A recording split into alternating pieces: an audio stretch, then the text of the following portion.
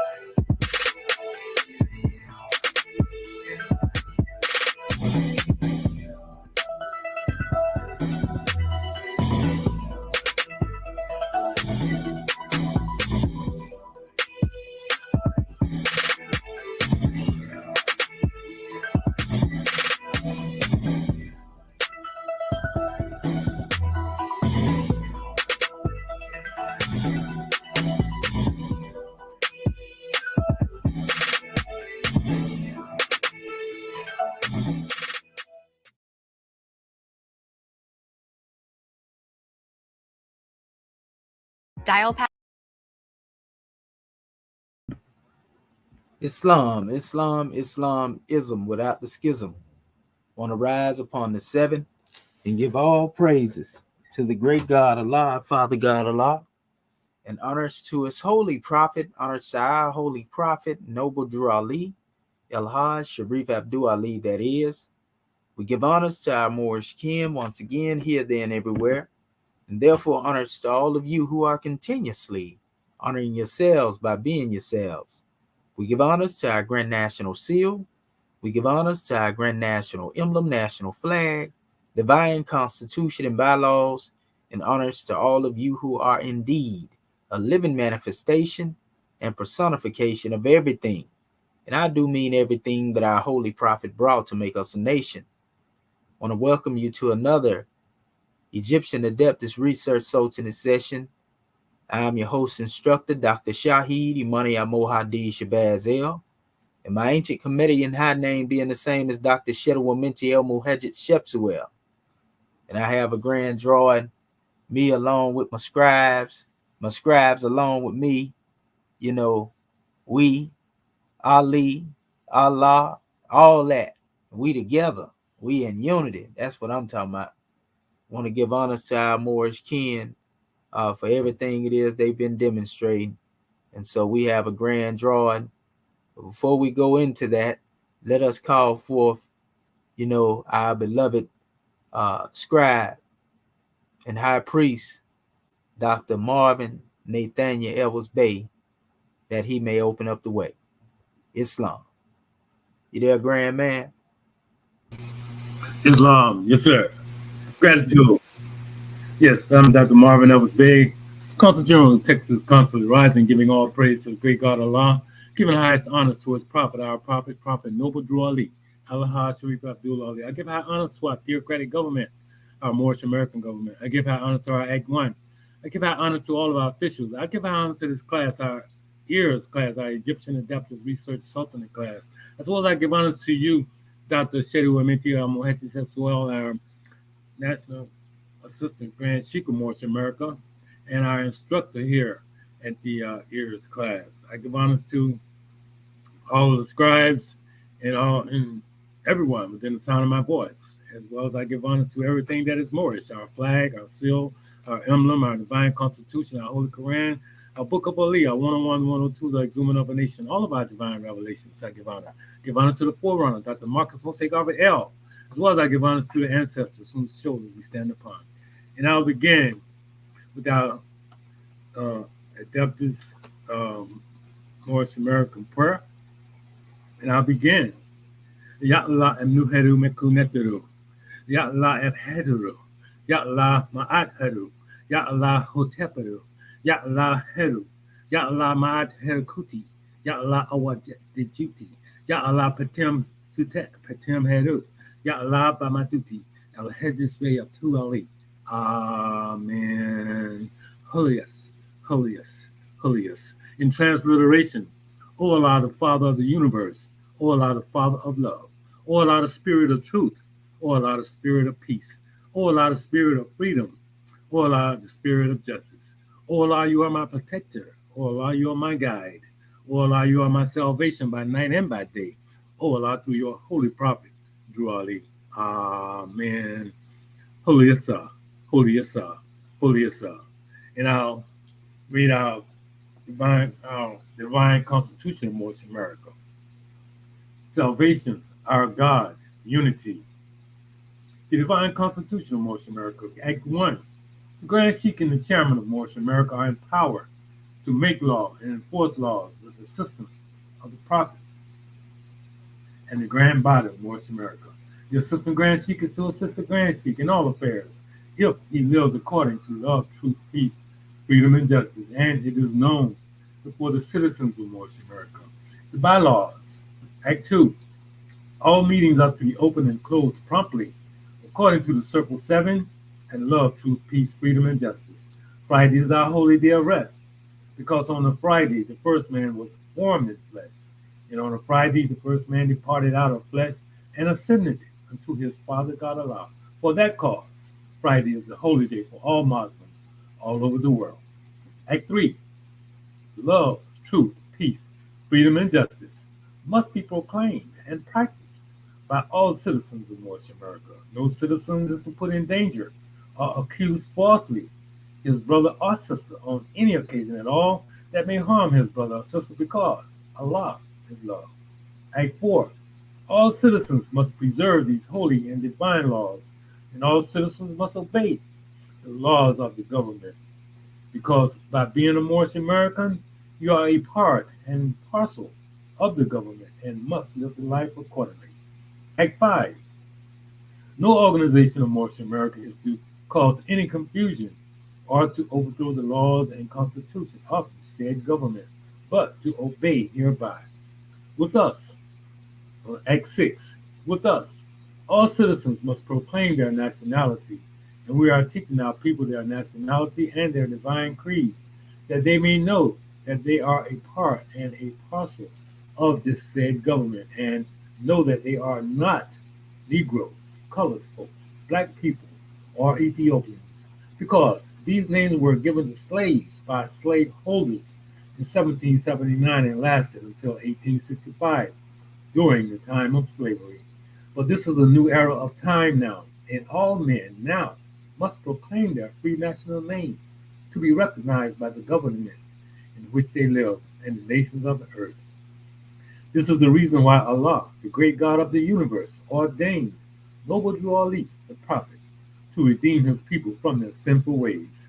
The Moorish Americans are the descendants of the ancient Moabites, whom inhabited the northwestern and southwestern shores of Africa. Act 7. All citizens must promptly attend their meetings and become a part and a parcel of all uplifting acts of Moorish America. Moorish Americans must pay their dues and keep in line with all necessities of Moorish America, and then you are entitled to the name of faithful. Husband, you must support your wife and children. Wife, you must obey your husband and take care of your children and look after the duties of your household. Sons and daughters must obey father and mother and be industrious and become a part of the uplifting of fallen humanity. All Moorish Americans must keep their hearts and minds pure with love and their bodies clean with water. This divine covenant is from your holy prophet, Noble Drew Ali, through the guidance of his Father God Allah. Prophet Noble Drew Ali, peace and blessing be upon him, founding father and framer of the divine constitution and bylaws of Moorish America. Now that this meeting has been opened according to love, truth, peace, freedom, and justice. And I'll turn this meeting over to our goddess and queen, our National Grand Secretary of State of South Carolina, Dr. Dendra Anif Akurtube. Islam. Islam, Islam, Islam. I am Dr. Dendra E.A.R.S. First, let me rise and give praises to our great God Allah. I give honors to our holy prophet, Noble Drew Ali. I give honors to Act 1. I give honors to all my government officials. I give honors to our national assistant grand sheet for this class this morning. And I give honors to our national, uh, uh, our Council General of Texas, Dr. Marvin Edwards Bay, for opening us up according to law and reading our Constitution and our bylaws. Gratitude, gratitude. And I will be reading our chapter of the week. We will be coming from chapter 50, coming from our Holy Quran. And it reads, Holy Instructions from the Prophet, Master, and Servant. Repine not, O man, at the state of servitude.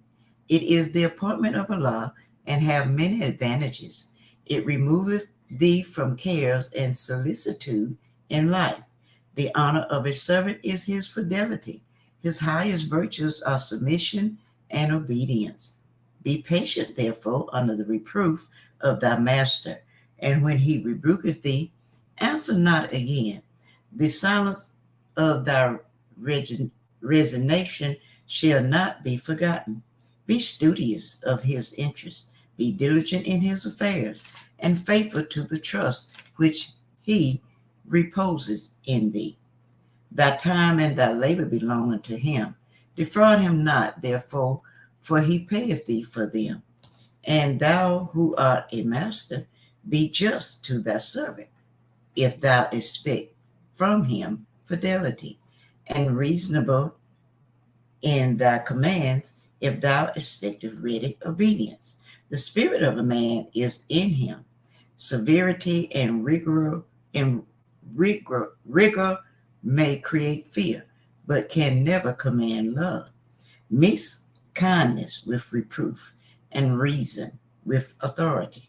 So shall thy admonition take place in his heart, and his duty shall become his pleasure. He shall serve thee faithfully from the motive of gratitude. He shall obey thee cheerfully from the principle of love. And fail thou not in return to give his diligence and fidelity their proper reward. Islam, Islam, Islam. We will now turn everything back over to our national sister grand sheet, Dr. Sadua Minty El Mahedi Sepsuel. Are you there, Godman? Islamism, as close as a love thought, Moorish kin. Islam. Gratitude, Islamism without the schism. Again, we rise upon the seven in ascension, and on the seven, giving praises to the great God Allah, and honors to his holy prophet, honors to our holy prophet, Noble Drew Ali, El Hajj Sharif Abdul Ali, that is. Want to give honors to our Moorish kin once again, here, there, and everywhere. And therefore, honors to all of you who are continuously honoring yourselves by being yourselves. We give honors to our Grand National Seal. We give honors to our Grand National Emblem, National Flag, Divine Constitution, and bylaws. And honors to all of you who are indeed a living manifestation and personification of everything that our Holy Prophet brought to make us a nation. Again, we want to welcome you to our Egyptian Adeptus Research Sultanate session, E.A.R.S session. This is a powerful measure that we had to bring on the manifest. Want to give honors to all of our scribes on the panel, and also the Moors that are checking in. Be sure to hit that like, share, and subscribe measure. Honors to our brother Noble Brian and brother Born Dog. We give honors to you. Honors to all that y'all do. Praise be to the great God Allah. What we want to do today, we're going to actually go into, the scribes, and we're going into the second in Shat in the Demotic script. We bringing these things back around in rotation, and this gives our audience, as well as our scribes, the ability to keep the skill sharpened, so to speak, in these areas, and we are immersing ourselves again in the language. We're not done with the hieratic, and a lot of that's going to actually come up, in dealing with this special measure as well, And we'll get into that in a little bit. But what we want to do, want to open up the way as we always do with the reading from the book of Fire. And we have a grand read. So our National Grand Sheik too just texted me earlier saying that he was on the road. So mashallah, he get on the manifest and we see him here. We'll link him in.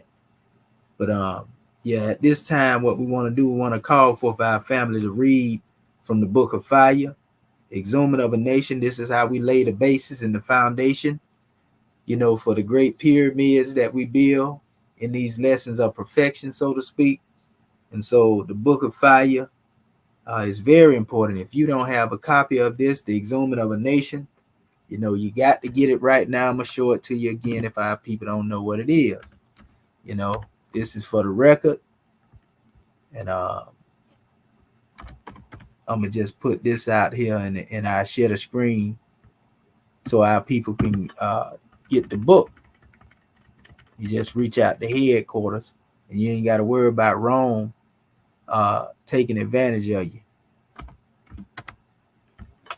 Soon as you put the word exhuming of, it comes up. Exhuming of a nation. Okay. So let me share the screen before we go into this so you'll know what we're reading from. This is one of the greatest books to ever be written for the manumission and liberation of our people in this new era in time. The autobiography of Prophet Noble Drew Ali. This is it right here. The Exhuming of a Nation. And I'm going to tell you where you can get it at as well. We have many individuals out here that have been trying to sell the book, and the proceeds had not been getting away. That's one of the old original covers right there. Look at that there. See the price they got on that? So you still got people selling Exhuming the Nation with this cover on it. And $300. None of that going to our chairman who actually wrote the book. You see? And that's bad. Although the Europeans are the ones that's dealing with it. So we got a price here, and then we got a price added with shipping on it, which bring it up to around, I want to say about 77. But all is well. It definitely ain't the price of what the European demonstrate. So as you can see, when you type it in and you hit images, you see it all over the place. So a lot of people have been getting the book. Amazon selling it for $147 right there. That's somebody that's basically, again, taking advantage of the situation and making hundreds and thousands probably of dollars off of the chairman's work, But anyway, I want to give you the link to it as far as dealing with the number. So what I do, so I make it plain and it'll be here on the actual video. Let's see. Better yet, I can go up here and do it. And it'll go in. I tap that in. It take us there. So you go to our website. This is actually where you can go in to get in the conference call. But we have all the information here. Okay. That's our conference call number right there, too, if y'all want to tune in 7 days a week, right? But if you want to get the book, you go to 434-676-1555. That's the number to reach headquarters. Again, that's 434-676-1555. And you can get your copy, of the Exhuming of a Nation at the proper price, instead of being price gouged to death, So all is well, family. So what we're going to do now, we're going to open up as we give our family the drawing on the chapters. We have one of our Moors we want to volunteer to read, starting at page 389. And that'll actually be from Ma'afa, slavery into Islam. Want to make sure our family get a drawing on this right here. That way they get our position when we talk about, Islamism. They don't get it confused with Islam. The Islam. way the Arabs teach it. Islam, Grand National Secretary of the State. Okay, so it's 389. And then you can go over to, just trying to make sure we get a good stopping point here. Okay, yeah, you can go over to right above the hadiths on page 391. Islam. Gratitude. Islam, gratitude. And our next scribe who will volunteer, you can start from 391, the hadiths, and you can take us over to Islam. Islam, Brother Marvin Edwards Bay. Yes, You can, yes, sir. You can take us over to the many faces of the gods before me. You can stop there on 393. Gratitude. And Sister Curta Bay, you can pick up from there and take us over to, I want to make sure I get you on the one area here.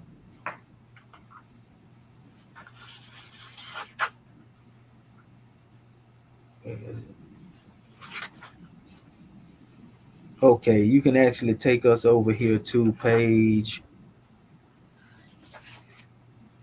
I want to stop. I don't want to give you too much to have to go to. Yeah, you can actually stop on page 396. 396. Okay. Yeah, and that'll be right there where it says, besides what level of thinking on earth could anyone believe, at the bottom of the measure. You can actually, you know what? Better yet, you can stop on page 397 where it says white men. Islam.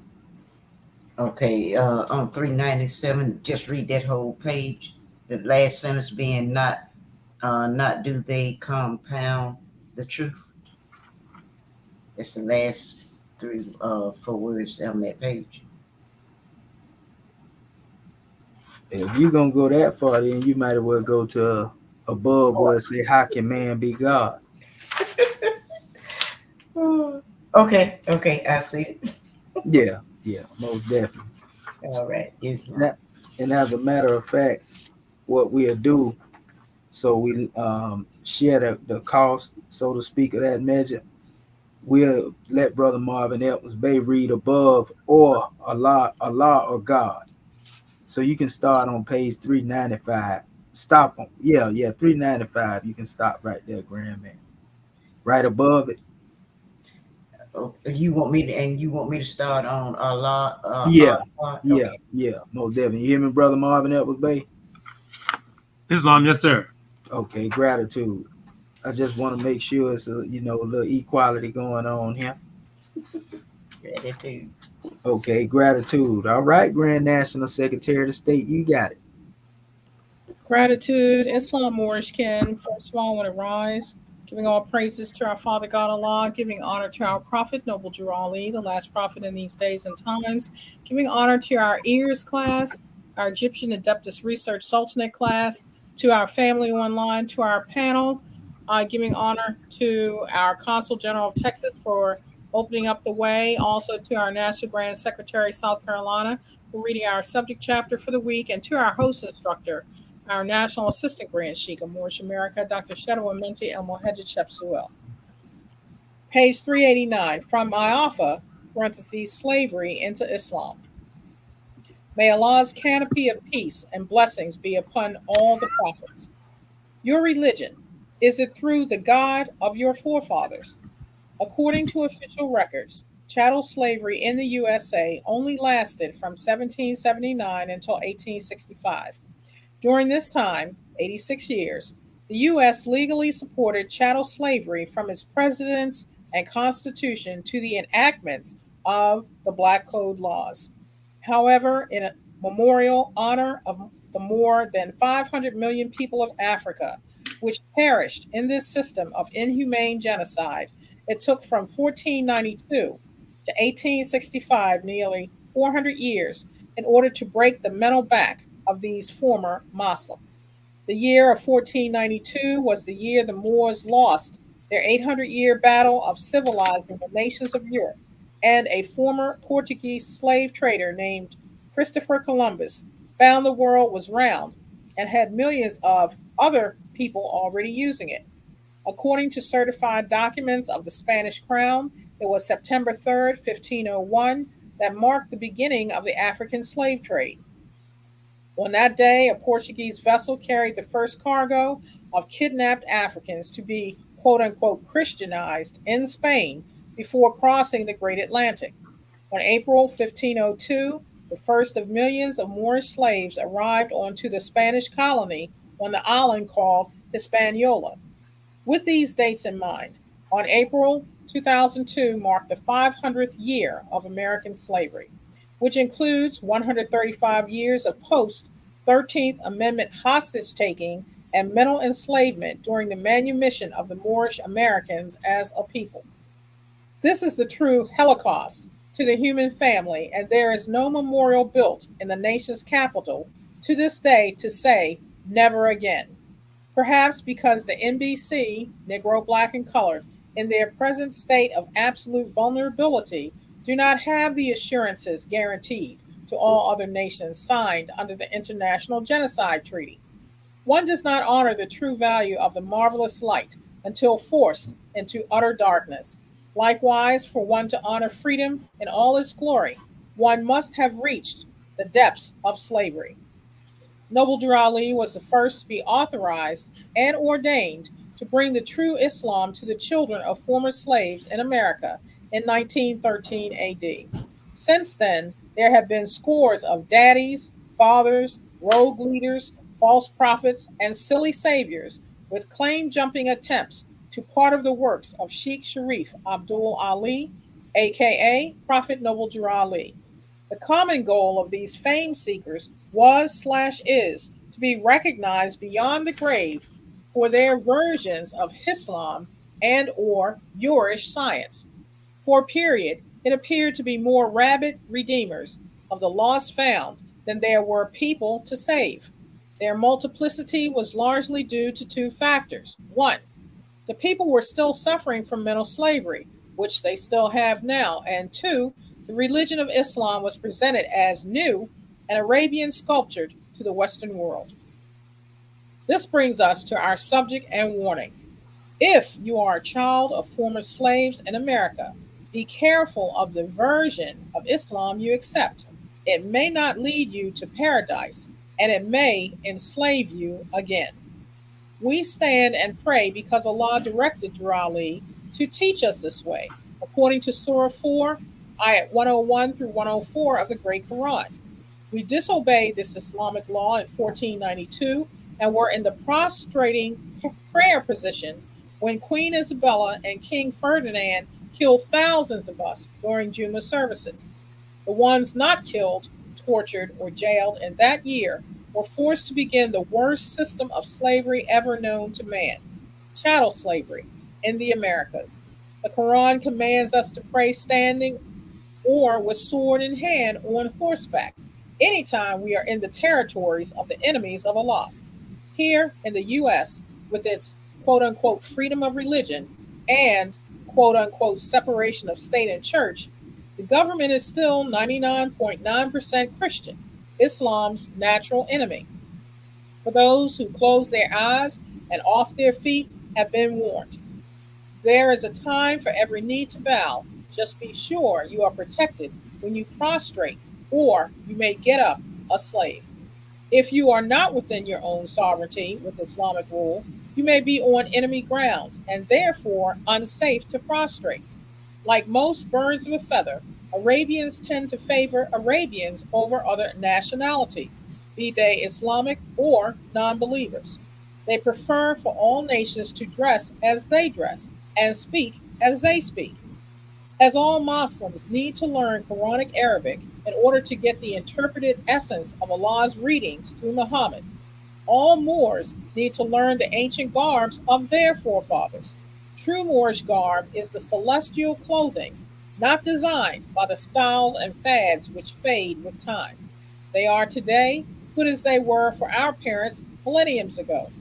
The only time Moors need to dress as all other Muslims dress is during Hajj. Otherwise, every nation proudly demonstrates their own customs.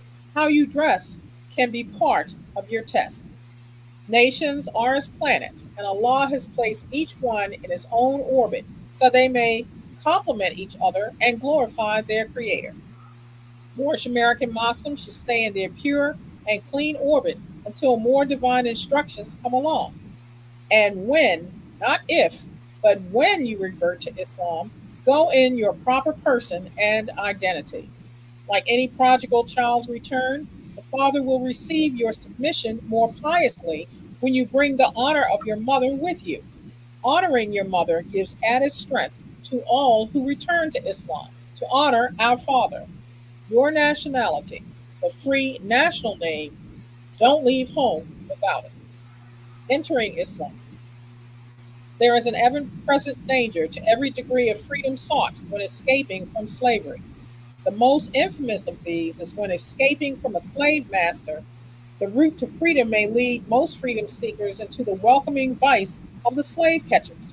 Slave masters and slave catchers share a common observation. They see qualified slaves as their God's gifts to free men with power.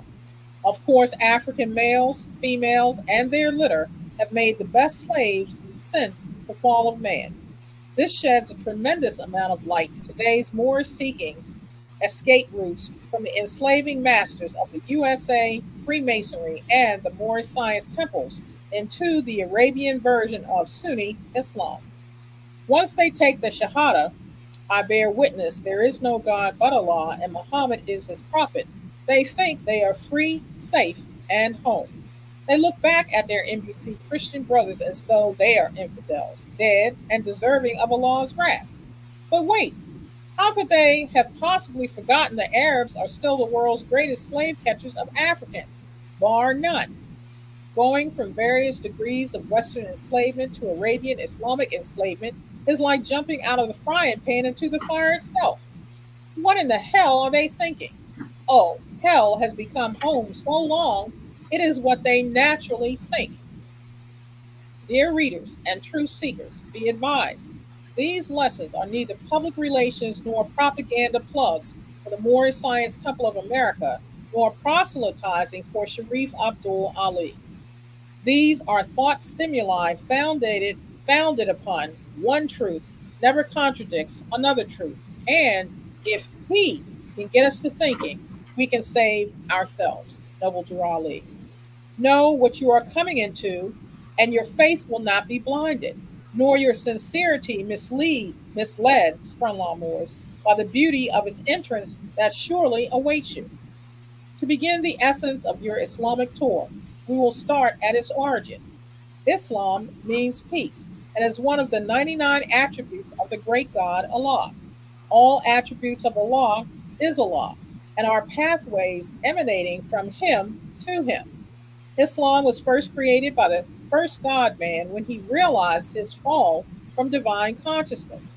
It became a three-step ladder of thought, leading from his center to the master center. True Islam has very little to do with rituals, customs, and congregational behaviors. It has always been an inward journey which led returned man to his God state. Thus is love, truth, peace, freedom, justice, mercy, right, etc. Allah is spirit and has no equal. Therefore, there can be no partners, nor can Allah be divided into trinities and fractions, as are often seen through the carnal eyes of man. Man himself is not the body or the soul. He too, like unto his Father God Allah, is spirit. The bodies and the souls of men are created things and are absorbed with time and will pass. But there is no death to the spirit man as long as Allah lives. Moorish Holy Quran, chapter 1. But man fell through misuse of his godliness and gratification of his lower thoughts. He became lost in his own carnal manifest and strayed from the path of consciousness that made him one with Allah. Thus, the need for Islam. Islam is the straight path of peace leading from the heart of man back to the heart of Allah. This direct way is the way of the prophets and those who have not strayed.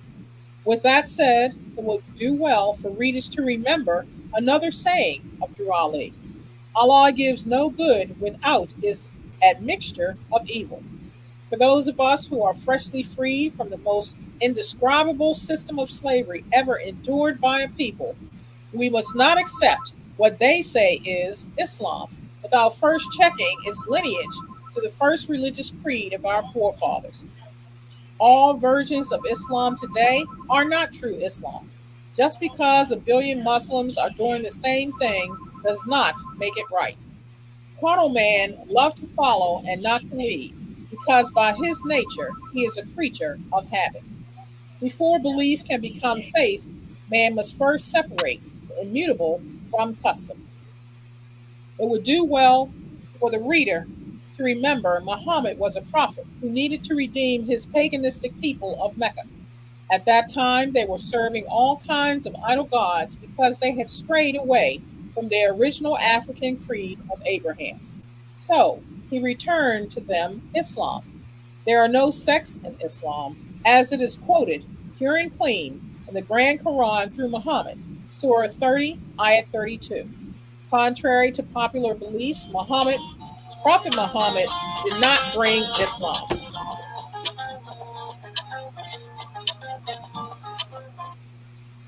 Want to call peace, pardon yourself, Moors. Prophet Muhammad did not bring Islam, nor did he perfect Islam. Islam has always been perfect since first given to man by the great God Allah. Islam is the name of the one great religion that was brought in portions by all the prophets, from Adam to the prophet of Ali in America. All the major prophets received their divine minister degrees from the same ancient Kemethian mystery system, either directly, as did Moses and Yehoshua, or by angel, as did Muhammad. Like all divine works of art, Islam was not named by any of its messengers until Prophet Muhammad Mustafa ibn Abdullah perfected it into Arabic for his polytheistic people. Surah 5, Ayat 3. For this reason, he is the seal of the prophets. Perfection cannot be improved upon. Thus, no other pathway from man to Allah will ever be brought to the children of Adam and Eve, the human family. Although there are no sects in Islam, there are different versions of this one faith depending upon which nation or follower presents it. There are many Islamic entities, but the greatest known variations are Sunni, Shiite, and Sufi. Basically, all Muslims want to be in accord with the Great Quran, and being in a state of Islamic denial, most followers will not admit there are many sects in today's Islamic religion. Nevertheless, these unclaimed and denied sects, under the auspices of the Islamic system, began immediately upon the death of the Holy Prophet Muhammad. What Ali returned to the Moors is pure and ancient Sunni Islam. A holistic way of life is void of slavery, evil, and the taking of life in any form. The Moors must remember history. It was the Arabs, under the guise of Islam, that tried to completely destroy the ancient Kemethian mystery system, the Al Fatiha Straightway, during their conquest of Egypt. This sacred system was the first religious creed founded by the Moors as the true salvation of mankind on earth. Moorish Holy Quran, chapter 48, ayat 6. Drew Ali said, "This is the old time religion, Islamism," and he returned it to the Moorish of America for the first time in ages. Albeit the Arabs advanced their version of Islam across Africa, they found the Moors of West Africa already possessed the ancient system. In fact, the Moors had been the chief keepers of the ancient mysteries since before they ruled as Phoenicians, Carthaginians, or Temeri gods of the Nile. These teachings were in their purest form and were used by the Moors to introduce civilization to Spain, France, and Italy. The ancient mysteries have always been taught in degrees, and all graduates had pure hearts and minds. From the word of mouth sacred temples and schools comes alumnus with degrees entitled God, Prophet, Messiah, and Angel, Master, etc. Some of the African scholars were Yehoshua, Moses, Gabriel's, Michael's, Solomon, etc. And at this time, I want to turn the meeting into the hands of our Consul General of Texas, Dr. Marvin Edwards Bay. Islam? Islam and gratitude. Yes, sir. As stated, I am Dr. Marvin Edwards Bay out of the Texas Consulate, and I'll begin reading the Hadiths. All differences of Islamic thought derive from various interpretations of the Hadiths. The Hadiths are collections by which witnesses, Muslims, and relatives wrote in their sharing what oral statements, habits, actions, and the life daily personage of Prophet Muhammad. There are many volumes of hadiths in the world today, but I do not recall any of them being entitled holy, as in the Holy Quran.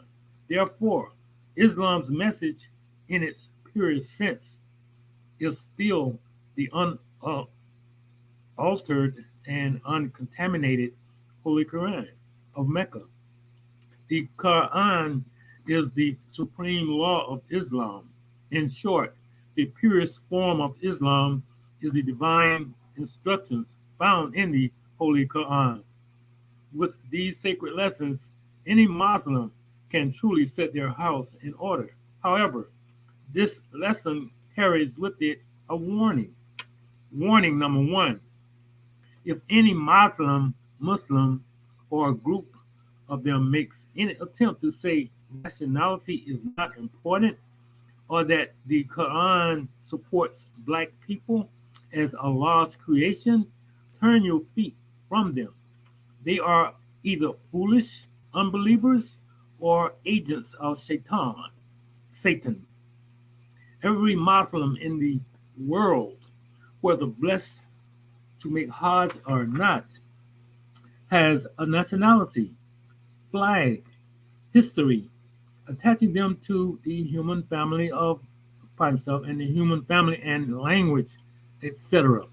Even the great prophet Muhammad honored his nationality through his name, Muhammad ibn Abdullah. Ibn refers to the son of the house of Abdullah. If Muhammad and Yehoshua, son of Joseph and Mary, claim their national and genealogical roots, it must be important. In fact, see the first chapter of Matthew's, and you can trace Prophet Issa, the holy name given to Yehoshua, but cannot be used by those who are slaves to sin, from Adam through Abram, Boaz, Solomon, David to Joseph. Remove this noble line of kings from the great prophet, and you will believe God had a mother, and you will believe God had a mother. Nationality is not relevant to salvation, and Adam had a navel. In short, you'd go for anything, but then you are what you accept. It would also be rather nice to know that, what some say, that nationality is not important to the only people on the planet, mud, without theirs. Hell, it took three major religions, the Order of Freemasonry, and three European powers over 400 years to denationalize the Moorish peoples from the face of the earth. Where is the fool that dares to say nationality is not important? All sacred records have one verse in common: honor thy mother, honor thy father and thy mother, that thy days may be longer upon the earthland, which the Lord thy God, Allah, hath given thee. Anyone who claims your national descent is not valuable is a part of the Europeans' worldwide conspiracy to bury we, the people, in a shallow grave of unconsciousness, which began over 400 years ago. Nationality is what links us back to our mother, um, our mother, and Islam is our straight path to Allah. We must have both to be well balanced, to be a well balanced child, a nation. It was the ancient Adepts that taught this principle of honoring the father and the mother. Warning number 2. These taunts are often questions raised concerning the authenticity of Noble Drew Ali's prophethood, or why Moors stand to pray, or how we dress, or how we dress, or why we are not fluent in Quranic Arabic. The answers to these inquiries are simply lawful and will be answered in a minute. But first, where were these so-called Muslims for the past 400 years before the advent of Prophet Noble Drew Ali? When we were buried so deep in slavery, they had ears, but none of them heard us pray. Islam, as perfected by Muhammad, has been around for over 1400 years. Truth is, indeed, it was our same Arabian Muslim brothers who had been slavers since before Muhammad also began selling us the Moorish into slavery between making salats, prayers, 5 times a day. They were praying to Allah while on their knees and auctioning their brothers on the slave blocks when standing on their feet. In fact, it is the beginning of the 21st, yes, it is the beginning of the 21st century. As of this day, these same Arabian Muslims are still enslaving Africans from the Sudan and wherever they can kidnap them from. Today, as they were before the era of Muhammad, Arabians are as synonymous with wholesale humans as they are camels, roads, and crude. This is the reason so-called Arab countries could not come to the aid of the Moorish that were being enslaved by the Christian West. They were just too busy supplying the African slave trade with their brothers. Slavery is supported in the Great Quran by many surahs, and participating Muslims think of slavery as their sacred duty. To them, it is simply a matter of either you think as Arabians or you are an unbeliever and are only worthy of enslavement or death. Sheikh Sharif Abdul Ali alerts us to only to I mean pardon, sir, alerts us to only 2 kinds of slavery: mental slavery and slaves to sin. And he does not support the enhancement of either, but the awareness and abolishment hereby. Just the same, the Arabian slavers are not truly true Sunni, nor do they follow the immutable dictates of the Quran. One does not have to go to the Sudan to be enslaved by Muslims if you do not have knowledge itself and Allah. You are prime target for enslavement by those claiming Islamic connections.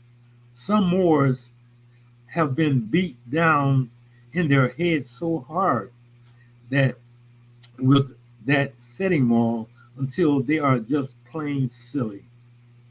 Those in this state often seek refuge from Arabian Sunni Muslims and are the United States of America in verifying their place in Islamic world, in the Islamic world, or acceptance as a citizen. Forgive this author for his forwardness, but aren't one of these their slave catchers and the latter their slave masters? Duh. Wake up, people. What makes them think with Arabia concept? What makes them think with Arabia that nationality is not important, or the USA can give them freedom or their free national name? As I was saying, to step into Islam through the door Allah has provided for them, which is the only place the Negro problem can be solved.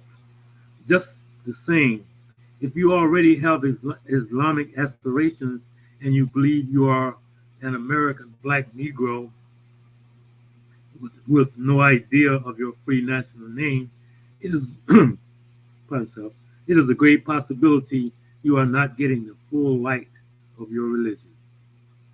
As for Drew Ali's authenticity, he did the equivalent or greater for the Moorish Americans and all nations, as all other prophets before him. He brought them Islam and their earthly salvation, those things necessary to reward them back from their fall from grace. No one before or since has brought them anything better from Allah or man. There have been many Moorish leaders branching from the divine works of Noble Drew Ali and Marcus M. Garvey. Some have gathered followers into the millions and even marched millions into Islam, but none of them taught our people their nationality or that they have their own religious creed. And equally as important, none of them freed the Moorish from the constitutional hostage of the United States. None said they are truly a nation ordained by Allah into existence in 1865, etc., etc. What about Moors and prayer? All Moorish Americans, being in obedience to the great Quran and holy instructions from their prophet, do not prostrate in congregational prayers.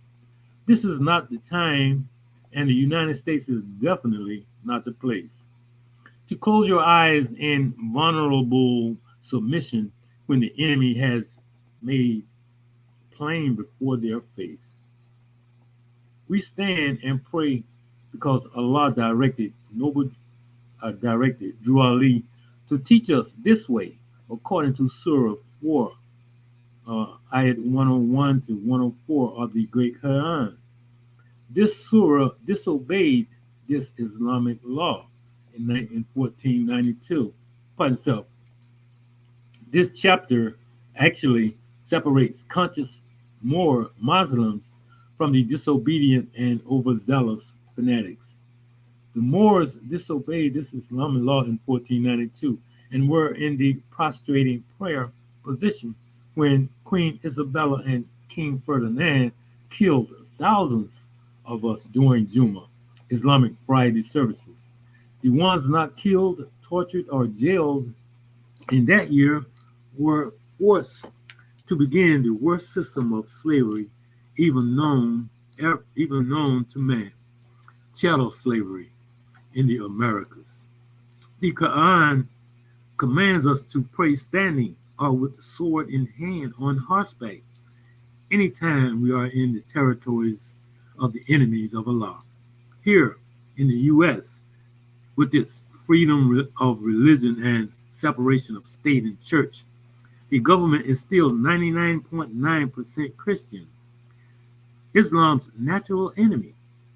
For those who close their eyes and off their feet have been warned. There is a time for every knee to bow. Just be sure you are protected when you prostrate, or you may get up a slave. If you are not within your own sovereignty with Islamic rule, you may be on enemy grounds and therefore unsafe to prostrate. We, the Moorish, born in America, have our enemy revealed plainly before our face. It is simply all those who do not support our inalienable rights to our free national name and divine creed. Like most birds of a feather, Arabians tend to favor Arabians over other nationalities, be they Islamic or non-believers. They prefer for all nations to dress as they dress and speak as they speak. It is just human nature. The truth remains that Islam is for the uniting of all men with the God of Allah, and not to divide nationals against each other. As Muslims need to learn Quranic Arabic in order to get the interpreted essence of Allah's readings through Muhammad, all Moors need to learn the ancient garbs of their forefathers. The Moorish garb is the celestial clothing not designed by the styles and fads that fade with time. They are today good as they were for our parents millenniums ago. The only time Moors need to dress as all other Muslims dress is during Hajj. Otherwise, every nation proudly demonstrates their own customs. How you dress can be part of your test.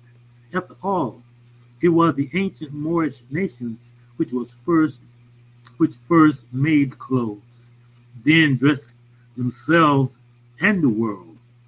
Nations are as planets, and Allah has placed each one in its own orbit so they may complement each other and glorify Him, their Creator. Moorish American Muslims, Moorish American Muslims should stay in their pure and clean orbit until other nations come along. And when, not if, but when they revert to Islam, go in your proper person and identity. Like any prodigal child, like any prodigal child's return, the father will receive your submission more piously when you bring the honor of your mother with you. Honoring your mother gives you added strength to all who return to Islam to honor our father. Your nationality, the free national name, do not leave home without it. See prayer and meditation. Many faces of the gods before me. In the beginning of Noble Drew Ali's holy instructions, he educates his national to the existence of their father God Allah, the great God of the universe.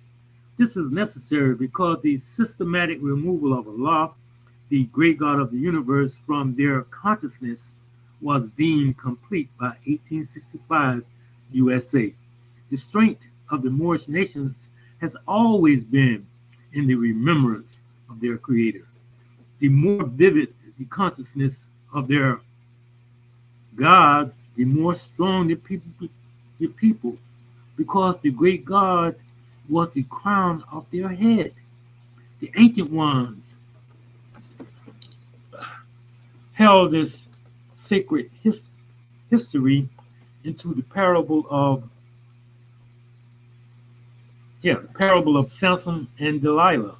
Samson's strength was not in his hair, because dreadlocks, are only symbolic of human knowledge. His strength was in his head and not on his head. Besides, it takes dirt and water to grow hair. Consciousness must be developed by the exercise of thought. The end of physical bondage by the 13th Amendment merely marked the inauguration of mental slavery for the ex-slaves in America. Pardon, Morris, I'd like to read that again. The end of physical bondage by the 13th Amendment merely marked the inauguration of mental slavery for the ex-slaves in America. They were freed without knowledge of self and wisdom of their creator. See the out of the pot. The nearest place for a man to meet Allah is in the heart. The heart of any manifest is its center, which sustains its life. For example, it is not the motor that gives the car life, it is the battery. Therefore, the heart of a car is its battery. It is not the structure of walls that gives strength to a building, it is its foundation. Therefore, the center of any building is its foundation. It is not the program that demonstrates the capacity of a computer. Its capacity of programs is limited to the size of its memory. Therefore, gigabyte hard drive gives its life. Thus, like so, the human heart of man is not the flesh that's pumping in his chest, nor his brain, neither his soul.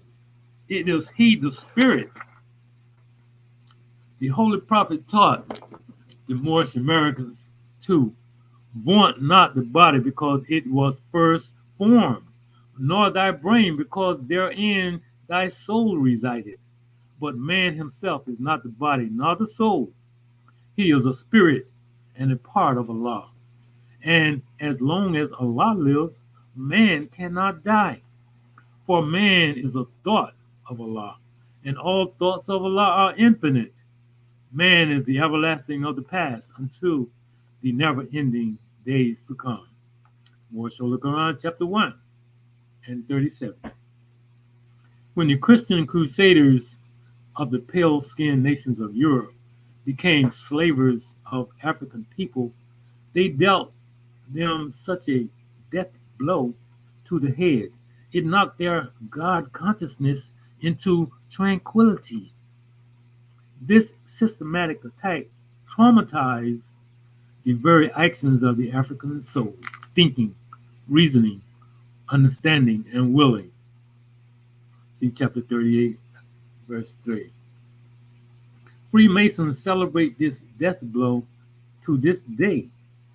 99% of today's black masons and black shriners do not realize these same crusaders are the fathers of European Freemasonry, who later became the founding fathers of the United States and their God in the image of a pale-skinned Yehoshua, all whom they now praise and thank for Martha slavery each large night and Sundays under the cross. True European Freemasons in the U.S.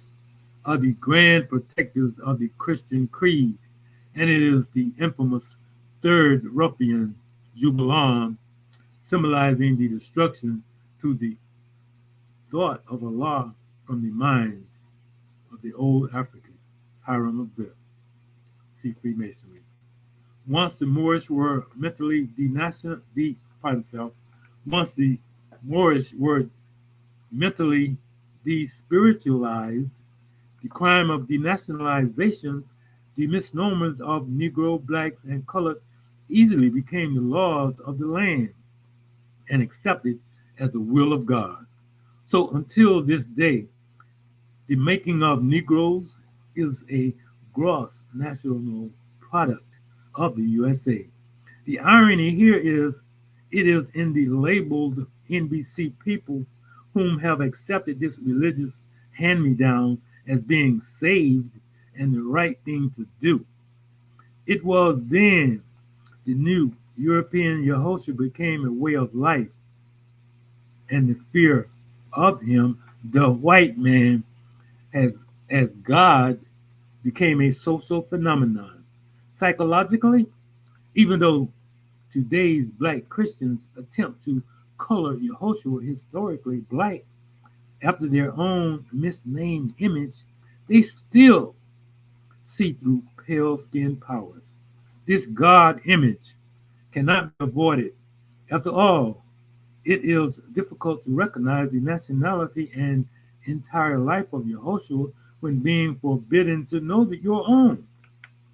The original Africans did not see the great God as separate from themselves, nor did they confine the omnipotence into the body of one individual.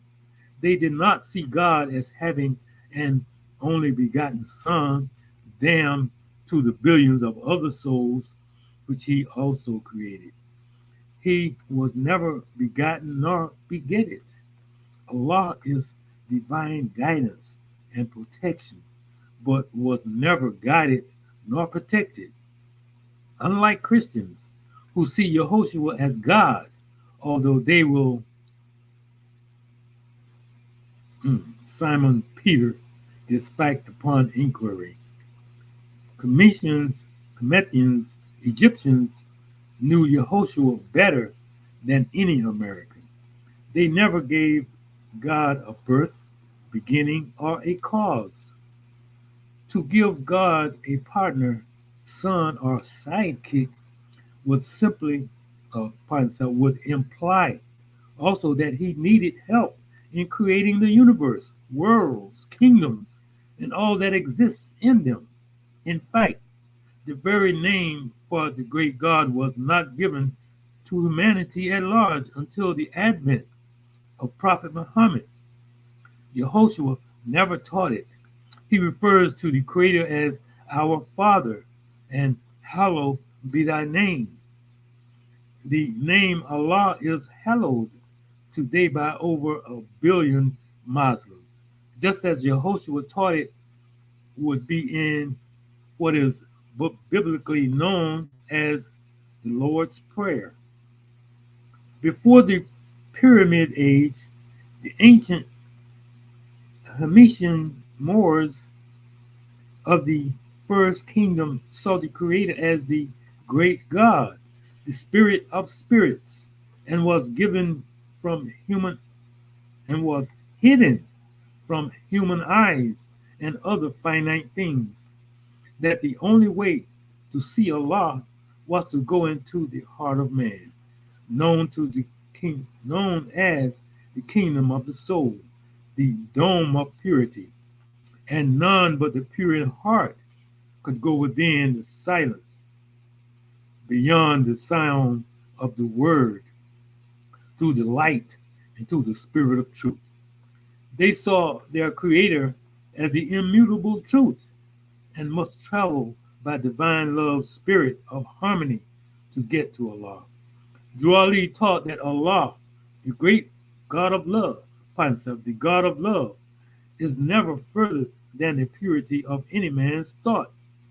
This is why Allah, spirit man, is never alone. The only prophet, further in the only prophet, the holy prophet, further instructed the Moors that our ancient forefathers referred to the father and mother of all gods as the great God. See question number 94. In the founding, the first religious creed, the old-time religion, the worshiping of the great God eliminated all doubt as to whom all praise is due. The significance of this is bountiful and has both natural and salvaging results, which are healthy to the body, honest to the soul, and redemption to the spirit. Moses Quran, chapter 38, ayah 1. Actually, the first commandment is to have no other God before Allah. Needful to say, to worship Jesus or any other European make all black Christians public sinners, polytheistic, pagans, as well as slaves. Of course, this is contrary to the reapings of Moorish harvesters from the gods of the West, especially those prayed for in the name of the various pale-skinned Yehoshua and an obvious false prophet.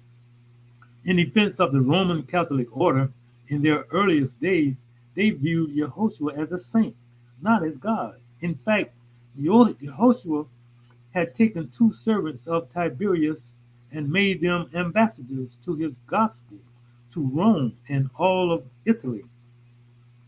Latin sainthood is Rome's highest ideal, as close as can be interpreted of an African prophet.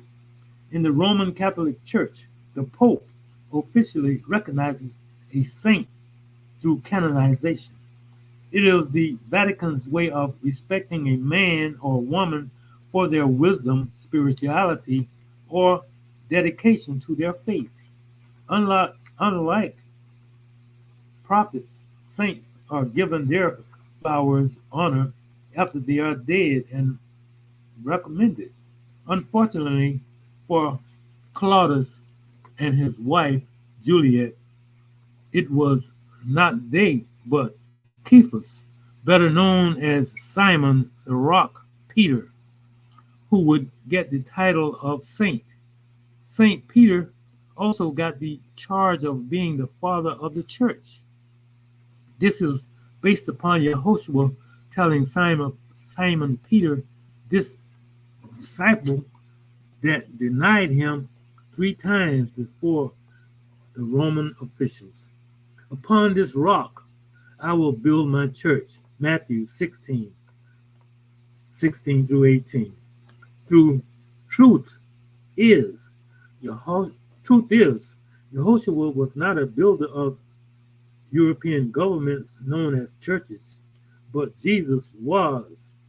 As for the rock, Yehoshua was referring to Peter's understanding to the revelation of his messiahship. The word rock or stones referred to man's understanding. Just the same, Rome made Peter, the other disciples, and the parents of Yehoshua into saints. This itself was not really a problem, and it assisted Europe towards acquiring their destined earthly salvation. But in time, they made Mary into a saint. Well, this pissed off loyal pissed this himself. Well, this pissed off loyal Jew, Hindu, and Muslim for centuries to come. What? Give God's mama? No, give God a mama? The only mother of God? Oh, hell no. This is what gave rise to Christendom, infamous pale-skinned Yehoshua being God the Father, God the Son, and God the Holy Ghost. All this became known as Leonardo da Vinci's graffito of the last meal. Okay, the Last Supper. Either way, Pope Alexander VI apparently slipped some white dope to Yehoshua and his posse that was so uncut until it took the melanin out of the entire game and turned them into pale skin to this day. But then again, after careful thought, what can a false god really give except apples that are lovely to the eye and pleasant to the smell? Their cares are full of bitterness and gall. The great god, sometimes referred to as Neter by Camus, ancient Cometians, is best viewed as never being a man-made god. Neter is defined by the recognition of the rootless root and causeless cause through all his attributes of the life in all living things, being omnipotent and omnipresent. European European explorers, invaders, having no concept of the great God, be it Neter, or Allah, could not comprehend a higher ideal beyond the physical sight of man. First, he rightfully worshiped the African man as his God and creator. Indeed, it was the ancient ones who first attempted to educate them of the God greater than themselves. That to know the great God, man must study his two selves, the higher self and the lower self. For man, too, like the source from which he came, is a creator. He who knows well his lower self knows the illusions of the world, knows the things that pass away. And he who knows his higher self knows the great God, knows well the things that cannot pass away. European rule teaches men to worship the body of Yehoshua, even washed in his blood. Yet the body and the blood are finite things and have passed away. It is not the embodiment of the Christ made in the form of a law which men are to know. Yet the status quo has gods that are but demons in disguise, all powerful, yet full of jealousy, and had under clinical jealousy and man and lust, because they are founded upon the flesh and materialism. Today, as most Christians fed blacks, even under clinical hypnosis, what is their image of God? And they will reply of a Yehoshua figured in a European body or dead presidents. And yet, this God possessed no ears to hear, no eyes to see, no heart to sympathize, no power to save. This evil is a myth. These gods are made of air and clothed with the shadow of a thought. All their ideals of God are in death. Joali made it a law for Moors, while making a public speech, must not use any assertion against the American flag or people or speak radical against the church. He also said to tell my Moors the truth. Therefore, in the light of exhuming a pure and clean nation from under the laws of illusion, the Christianized Moorish people of North America need to know Christianity, which was founded in Rome, is a copy of the old time religion. What they call the Black Church is a copy of the Europeans' copy of the original Egyptian mystery system known as Islamism. All copies are naturally weaker versions of the original.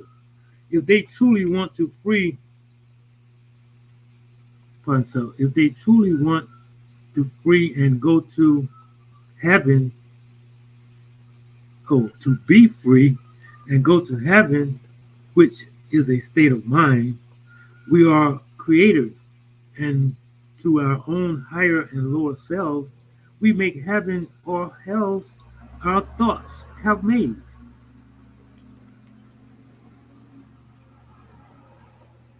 Okay. Some people interpret Elohim, the Elohim, as being the great God. However, the Elohim are the complete circle of seven thoughts of the great God, which created everything. This Hebrew term is not the totality of Allah, but some of his infinite thoughts. Islam, I'll turn it over to the next reader, Dr. Diane Carter Bay. High name, Dr. Dendra Neal Carter Bay. Islam. Islam. Gratitude, God, man. And I will continue. It says, Allah, our God. Which one to praise? Prophet Noble Drew Ali, in return to the Moorish, their lawfully estate, gave to them the name of their father God, Allah. He asked these questions of his people. Question: who made you? Answer: Allah. Question: who is Allah? Answer: Allah is the Father of the universe. Question: To whom do we refer to at times as the great God, Allah? Answer, Allah. Every nation has a singular name for the great God except the corporate United States and most Western governments under various umbrellas of Christian rule. Nowhere in the Western language is there a single name for the great God. So, to fill this spiritual void, most Christians are currently given an African brother named Yehoshua the assumable title of God. This is about as close as the English language can get to the great God, other than calling themselves white God, parentheses God. This little tidbit goes unnoticed by most NBC people who have been following the Western Jesus, a son, and their horse named Ghost. However, the old African have always taught Noble Drew Ali has always taught Noble Drew Ali instructed the Moor student to knowing the God you are serving by first realizing there is no difference between God and his name. Allah is the personal name of the great God in Aramaic, the language of Yehoshua, and a sister language, Arabic. Allah is the name of the one true God. There is nothing else that can be called Allah. To know the name of the great God is a blessing in itself. It can be used as a mantra. From the thought and manifested breath to say Allah, one utters an infinite force of the Almighty, creator and sustainer of the universe, the causeless cause and life giver of all worlds, seen and unseen. Allah has no gender, nor can this name be plural. Allah, when spoken from the heart, is the divine mantra uniting spirit man with his creator. Drew Ali says, the nearest place to meet Allah is in the heart. This is why man is never alone and his father is closer than his thought. Communication is endowed in the nature of all living things by its parent source. Example given, as chicks are to fowl, as kittens are to cats, or as a foal to the horse. This is especially true for man and his creator.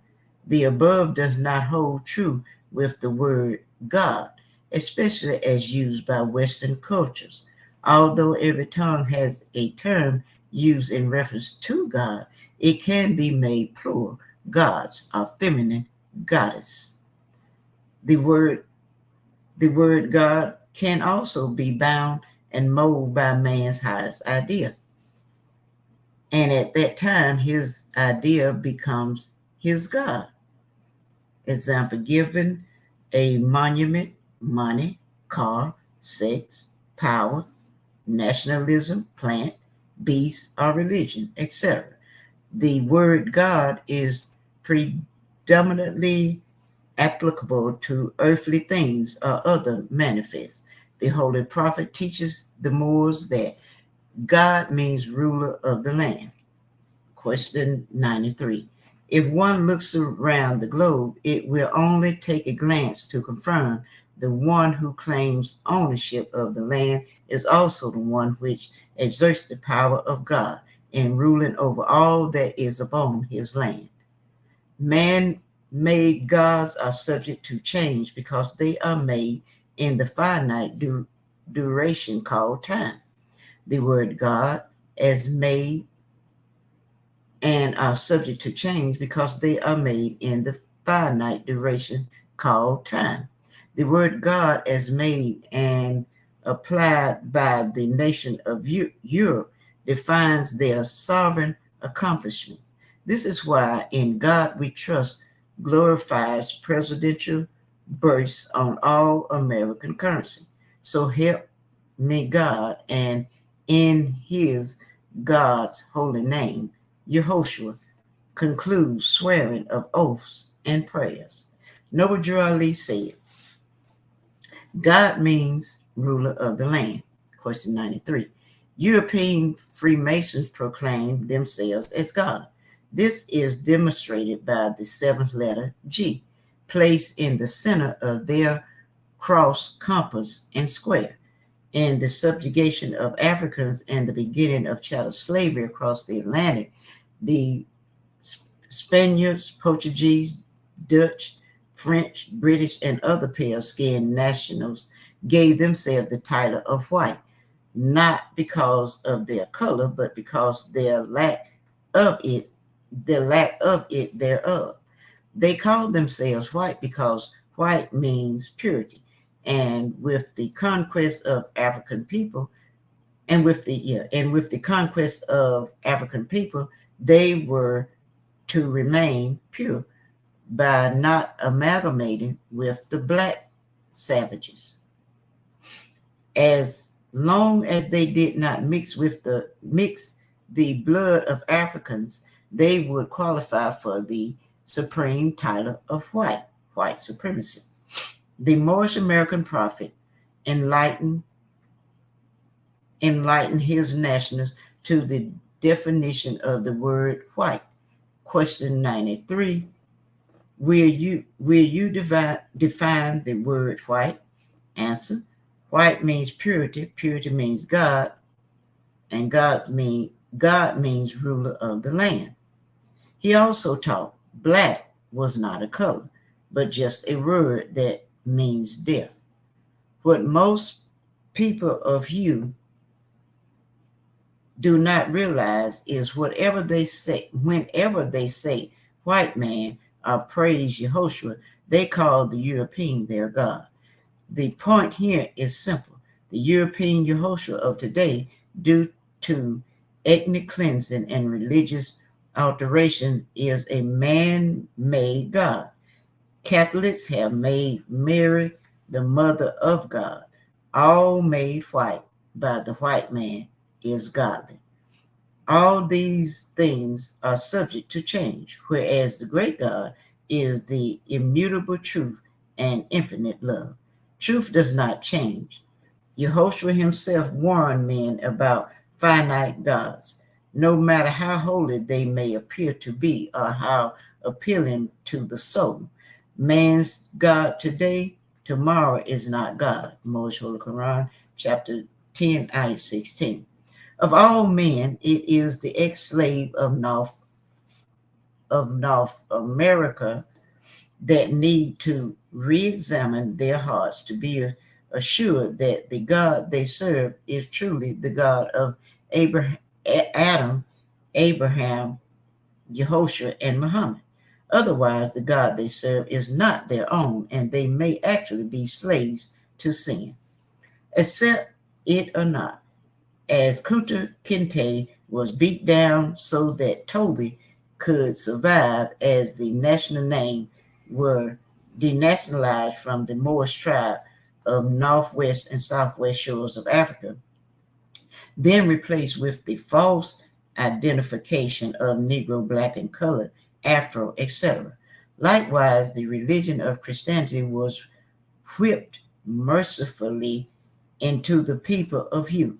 This forced out the consciousness of their true great God and replaced it with a belief in a God they could see. This new God, seen through eyes of fear, was named Lord, white man, Yehoshua, Christ, Master. I will obey. Don't hurt me no more. The only relief from the genocide and oppression of Africans was found in the conformity of the European religious creed under the cross. To this day, the unconscious Moors will declare they are saved by the various leniencies bestowed upon them through the grace of these gods made by their masters.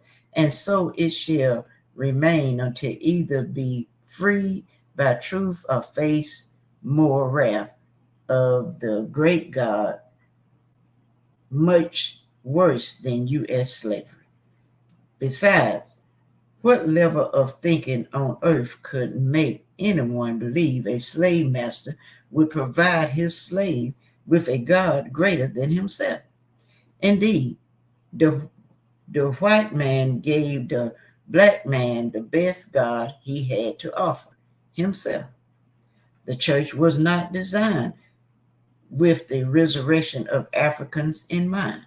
Yehoshua once said, "No servant is greater than his master." John chapter 16, verse 20. A true faith is an established friendship between the great God and man. What religion on earth will make the black man greater than the white man who made him? From the Islamic perspective, the use of landlord, "In God we trust, so help me God," and "oh my God," has little to no significance to the one true God, Allah. Yet in the West, the word God is given assumable jurisdiction for Yehoshua, Holy Mary, Mother of God, and most other white men. For man to realize Allah and consciously distinguish the great God from lesser gods, he must recognize him through his infinite attributes. Example given: Allah is love, truth, peace, freedom, and justice. There can be but one absolute creator. All others are themselves made by the imagination of man and forged in time. Some people say the name of God is Elohim, but the Elohim are the 7 creative thoughts of Allah, not the all of Allah. Chapter 1. The Elohim are those who said, "Let us make man." Genesis 1:26. When Moses was asked the name of Allah, he was instructed to say, "I am that I am." This meant the causeless cause and rootless root, that which has no beginning and no end, not concerned with time. At that time, there was no name for God or the religion. Modern Christians in America have adopted the name Yehoshua for God's name, but they still do not privately distinguish it from Yehoshua. Other people say that "thou should have no other gods before me" means that their God is a jealous God. This has no bearing upon Allah, the sustainer of life. The great God is not influenced by jealousy, hatred, envy, or any other mere weakness of man. Jealousy is spun from competition, and Allah, the creator of all things, did not create anything greater than himself. Meanwhile, what man interprets as God's jealousy is merely his own karmic wrath resulting from going contrary to his divine nature.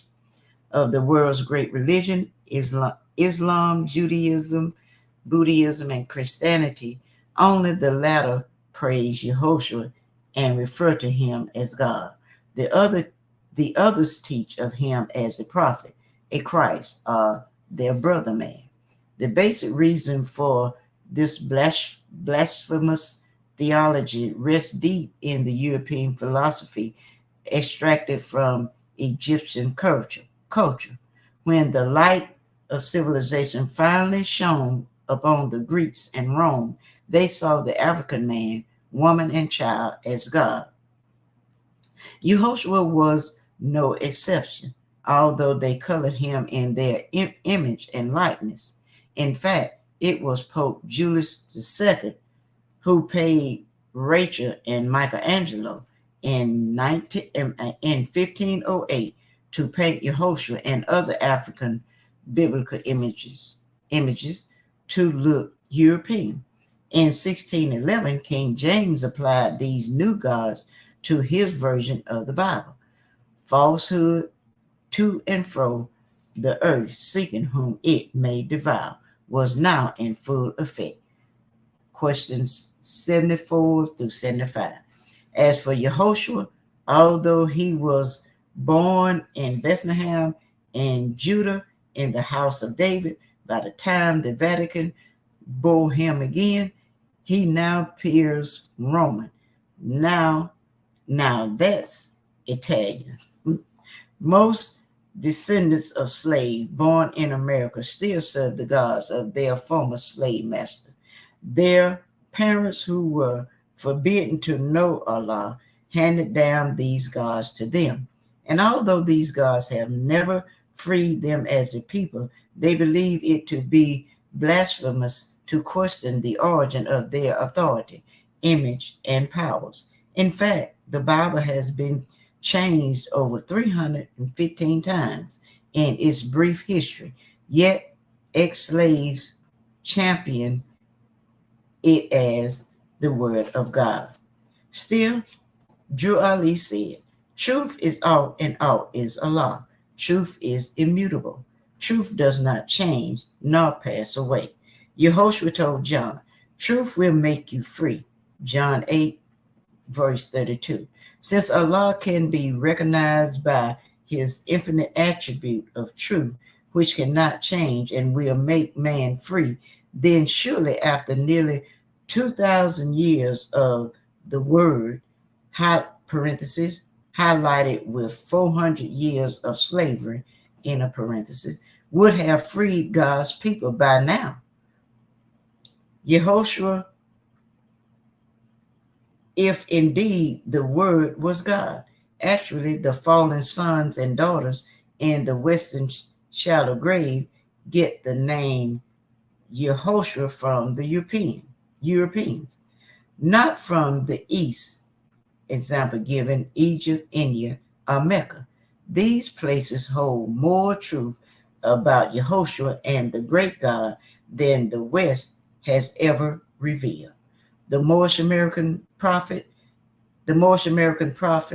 described the Western gods as having no eyes to see, no heart to sympathize, and no power to save. Most Holy Quran, chapter 3, ayat 19. Reveal truth demonstrate that Allah alone made the first physical man. However, mankind makes their own gods of themselves for themselves. Gods are the matrix of man's false sense of salvation. He becomes sensitive and warlike in defense of the very God which is supposed to protect and guide. Men of the West claim to be monotheistic, yet he served God's sculptures by hundreds of changes, sects, and denominations. When he tires of his present God, he merely goes around the corner and becomes a member of a more agreeable God. The Holy Quran, Surah 37, Ayat 95, teaches openly against worshiping gods that man has carved for himself.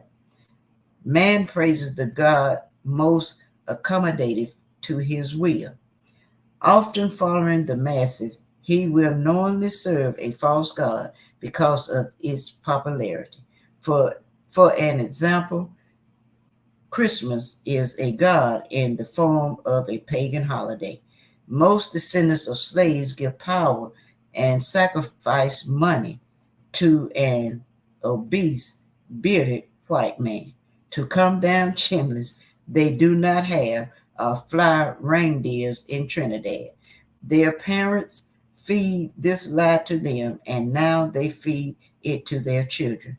Ironically, although by the age of 5, the most blatant falsehood of this commercialized base holiday is realized, still they praise it in God's name from habit.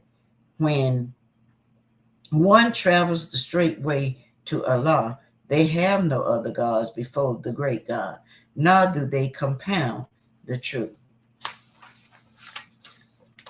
Here in the U.S., the First Amendment right to freedom of religion is rarely executed in the praises of the one true God.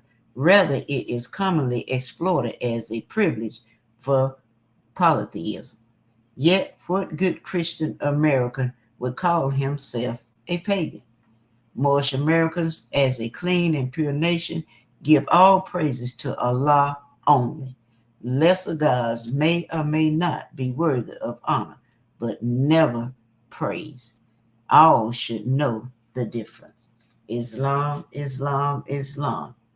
I will now turn it back over to our National Assistant Grand Sheikh, Dr. Sadu Amiti El Mahedi Sepsuel. Are you there, God man?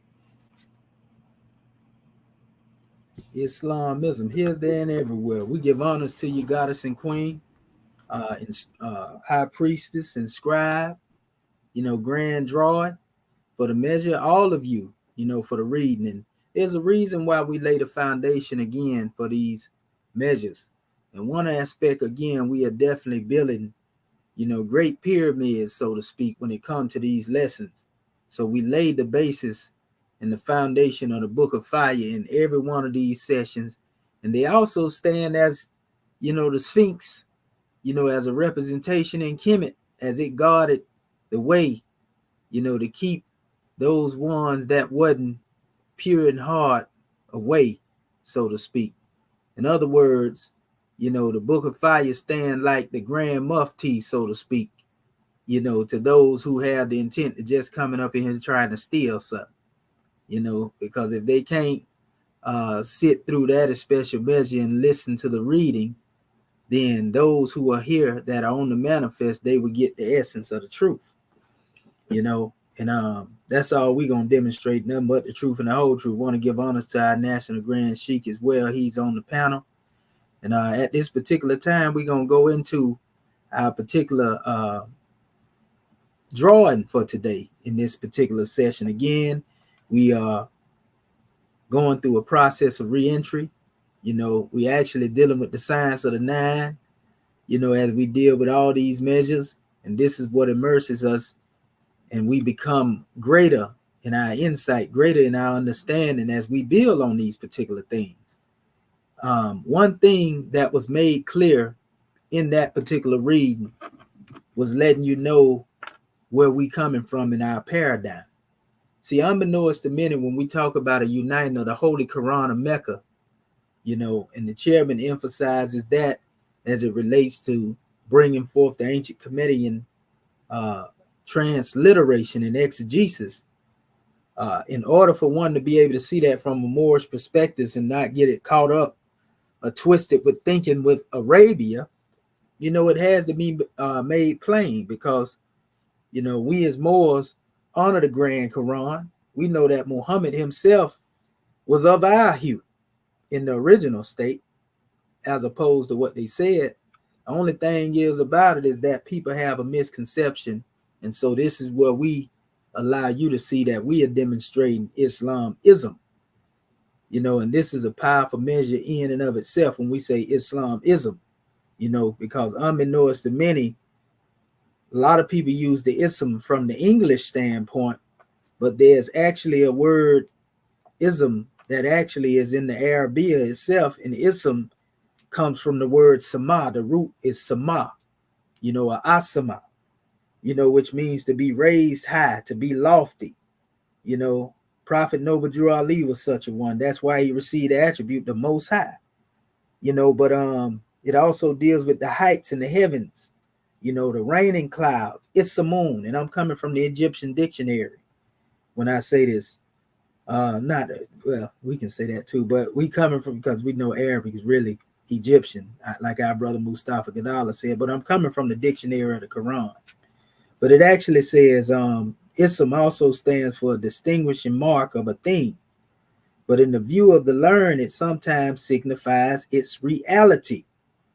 So when we speak of Islamism, we're talking about the reality of Islam, as opposed to just saying, well, Islam means, surrender to the great God. Islam means peace, and the root of Muslim mean the same. No, we are the will of the great God Allah. That's the teaching we teach. You know, so we are the reality of peace. We live in the reality of peace. So when we say Islamism, and that's the old time religion, that's what was demonstrated in Kemet prior to Muhammad ever receiving the revelation. You know, when we call it the teachings of Tahotep, or Hotep, the oldest book in the world, these were teachings to make you peaceful.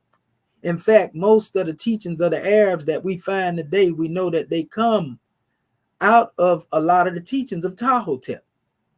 And that's a fact. We already demonstrated this right here. So we can speak it with this authority. You see, for those who don't know, they'll always be in doubt. But all you got to do is go and check the source and check what we're saying. So that's what we mean when we say Islamism, the reality of peace. See, it's not something, you know, grand to just say, okay, I studied peace. Nothing wrong with that. But we got to become peace. That's the reality of peace. And so when you hear us demonstrating the way we're doing, we ain't thinking with Arabia, just saying peace, but not being the reality of peace. You see, so we want to make that emphasis. We're not using the word ism, you know, as the Europeans like to add that on, you know, when they deal with their prefixing and suffixing. That's okay. But when you get into the root of the word, there's a word already in the Arabia that can be connected to, you know, that, and it comes into Islamism as the reality of peace, you know. And on another level, as far as the Moorish school of thought, our school of thought is found in the Grand Quran that connects to Kemet. You see, and many that don't know this, it's because they haven't did the research, and they again have been thinking with Arabia. So no conscious Moorish American Muslim would deny this fact. You see, again, when we go into the Grand Quran, for example, it speaks of, in Surah 34, Al-Sabah. Who do you think Al-Sabah is? The civilization that built, you know, many great monuments and so forth and so on. The Sabah, Sa, actually means Sabi'un. It was the Sabi'un Hunafa who taught Prophet Muhammad ibn Abdullah. Sabi'un Hunafa means seekers of truth. This is before he was met by the angel Jibril. The Sabi'un Hunafa are also known as the ancient Cushites. So he was actually being taught by the ancient Cushites of Arabia that was there before he even became a prophet. They prepared him to meet the Comedian Adept, the angel Jibril, because Jibril came as a man in the Bible and the Quran. He came as a man, so ain't no spookism involved in that. You see? So when we go into the essence of it, you know, also not only in Surah 34 itself, you know, dealing with the Sabi'un or the Cushites, but we also know that you hear the Quran, the Grand Quran, most Arabs that teach Islam, you hear them stressing Millati Ibrahim, the religion of Abraham, right? Nothing wrong with that. But when we go into the Quran, we also see that, you know, it speaks of the best baptism is the baptism of Allah. That's the way they translate it. We're not talking about going to be baptized and dropped into, you know, the water like they do in the Christian demonstration. And actually, in some aspects, it substitute that word baptism with the word color. It's all on who is translating from the transliteration, so to speak. You know, because the transliteration itself comes from the great God, but man himself is the one that translates from that word. So there's an attempt to give one the proper expression, but these are the expressions and the choices of whoever it is that's translating the Quran to say whether the word is translated as baptism or say whether it's translated as color. You see, because it says we take on the color of Allah, right? In some translations, say we basically truly the baptism of Allah is the greatest baptism. And the word used in the transliteration is Sebugatala. You know, and when you go into the root, it means to be immersed into the divine wisdom. And this was the practice of the Sabi'un Hunafa, the immersion, you see, with water and so forth and so on. This was brought back to us in our 7 acts when Prophet Noble Drew Ali told the Moors to keep their hearts and minds pure with love and their bodies clean with water. You see? So when we go into this aspect and we speak of being immersed, water is also synonymous with knowledge when we deal with the Arabic language. So this has to do with a purification process. And the only way you get this teaching is when you deal with the teachings of the Sufi Adept. Well, where did they get the teaching from? Dhul Nun. Who was Dhul Nun? He was a native-born Egyptian. So the teaching of Sufi come out of Kemet. Who did Dhul Nun say he got the teachings from? He got them from Tehudi. This is what he says, right? And he is honored by the Arabs as being the father of Sufism, though he never was a part of what they call the religion of Islam. He was known as the father, of Sufism, Dhul Nun. Dhul Nun is also one of the first to begin looking into the language that is known as the ancient language of the Egyptians. You got actually books where they was exploring these special mentions. So the teaching of ancient Kemet has always been present, even to the extent to where, and we put this out there, what we were dealing with, I have a whole drawing, a scholastic drawing, showing the origins of Allah as it predates, even the coming of Muhammad, or predates, pre-Islamia. You see? The Arab like to refer to that as the state of Jahiliyyah. But what you do then is you throw the baby out with the bathwater, and you are actually covering up a history, and that is outside of the pale of Islam, because it's actually sinful, to cover up history. But yet and still, we also understand that by the time the Arabs themselves went into Kemet themselves, Kemet had already been pillaged, by the Persians, by the Greeks, by the Romans. So when they got there, they wasn't dealing with the Egyptians. So we can't say, well, the Arabs overthrew the native-born Egyptians. No, they were dealing with the Greeks and the Romans during their time. So we have to put our history in perspective when we understand it and speak the truth, as it is. And then let the other people do the research, and then the Most High and the ancestors be the one to sort them out. But there are certain other things that must be mentioned. Like I say, our school of thought is Sebagatala. That means we are taking on, the mode, the law. That's what the book, as far as dealing with the dictionary of the Quran state. This is the law of the Creator. So, like I say, we don't mind, the one saying Milata Ibrahim, the path of Ibrahim, because Ibrahim himself too got his measure from Allah. But when we say we take on the color of Allah, we take on the law of Allah, we take on the moral conduct of Allah. We're not talking about Allah himself being here. Can you see him? No, he expresses himself through his attributes, and we are the vessels through which the Creator manifests his presence. That's a Kemetic principle, Kemetic teaching, and that's a Sufistic teaching. That's a Quranic teaching. And those who try to keep you away from that, be they Muslim or claim to be more, they have been sadly misunderstood. You see? So when we deal with the uniting, just because you are not able to comprehend it, don't mean that it ain't true. Just because you are not willing to accept it, don't mean it ain't true. The general opinion of men would never alter the nature of the truth, people. So we have to say this.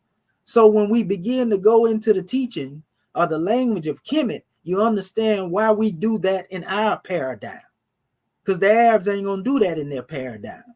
This is our school of thought. Just like you got the fourth school of thought, the Shafi, Maliki, Hanabali, and so forth and so on. All those different schools of thought they have, and they have even more that are not mentioned, them just the one they choose to accept. Well, even if they're dealing with those schools of thought and they were made up later, the Moorish school of thought comes straight out of the Quran. Sebugatala come out of the Quran. Maliki, Shafi, Hanabali, and so forth and so on, those come later, after the Quran. They were made up by different branches. So if we wanted to get into the measure of discussing who was really following what Allah has revealed. Our school of thought comes from the Quran itself. When it comes to that aspect, and again, this is again dealing with basically what we call linking our will up with the deific will in the Moorish Holy Quran. Because to take on the mode and the law and the attributes of Allah is the same thing. That's why we say it when we opening up with the law, right? So we have to make these things clear because we are not thinking with Arabia. And we don't say that to be mean and unjust to the Arabs. We're just thinking with the school of thought that was manifested purely for us. And we don't have to hate them. We don't have to disparage them. Just like we don't have to disparage or hate anybody else outside our paradigm to be who we are. Only those with a shallow mind believe that they have to, we can say, try to, I guess you can call it, distance themselves from other people. Nothing wrong with saying, okay, that's them over there, that's us over here. But it's another measure to where you get into a level to where you can't stand to hear other people speak of where they come from. And that's dealing with any particular walk of life. And praise be to Allah for giving me, a spirit of being able to honor anybody, no matter where they come from. It can be a Hebrew, a Christian, or whatever. I ain't got to down talk them, so to speak, in order to uplift who I am as being Moorish. Because you'll never be able to build unity like that. You got to embrace people where they are and then take them where they need to be. I know where I'm rooted at. I know where I tied my camel at. I'm right here in Moorish America, and I don't waver in that. You see? And the thing is, also, before we go into this thing further, dealing with our lesson today, another thing that many are not speaking of from the Orthodox standpoint. You hear them talk about Sunnah and so forth and so on. But a lot of people don't know that the Quran itself is referred to as a Sunnah. So if they looking at the Sunnah as being something outside of the Quran, then they in error for that. Nothing wrong with saying, okay, y'all got y'all hadiths, just like we have our Moorish hadiths, right? But the Arabs, some of them have a measure where they try to place the hadith above the Quran, as if the Quran can't stand on its own. And then when you tell them that the Quran refers to itself not only as a Sunnah and a hadith itself, they say, oh, he's a Qur'ana, he's a hadithist. They come up with names and make you a part and partial of a particular sect that they create. They get sectarian. So this is what lets you know that ones are not really thinking on the level. I'm going to show you something real quick. And then we're going to go into our measures dealing with the language. But these things have to be known so that our people can do research, and that way can't nobody come and pull no wool over you. Just like even the term seal of the prophet, the term seal of prophets, katam anabiyin, or the root word katam, we showed our people that word katam goes way back to Kemet. Seal, is mentioned there, the keeper of the seal. All that's in the ancient Kemetic language. Prior to Muhammad, it also simply means a stamp of authenticity, and not that he's the last and final prophet. When you dig deeper, you find that even the scholars of Islam will tell you that, a prophet coming after Muhammad would be considered a follower prophet. He wouldn't be what you call it, a munafiqun, or a false prophet. But see, they don't teach that stuff openly. They teach it from a nationalistic standpoint when they say he is the seal of the prophets, because they want you to think that the last prophet only came to the Arabs. Then they want to talk about nationality. They want to deal with nationalistic pride. You see, this is why Prophet Noble Drew Ali said we're going to have to take these lessons and straighten them out too in the East. Because how you going to say we don't deal with nationality and nationalistic pride, you see, and then you always talking about Muhammad, was an Arab prophet. But nobody else can't talk about their belief or the truth of who they are, so to speak, when it comes to their nationality. That's hypocrisy. And that would make them be of the munafiq. Some of them would hate what's being said right now, but we know some of the Arabs is racist as the European as well. We don't say that to be mean. We just telling the truth. Some of the brothers, good brothers, mean well, but some of them still hold that same principle of racism in as well.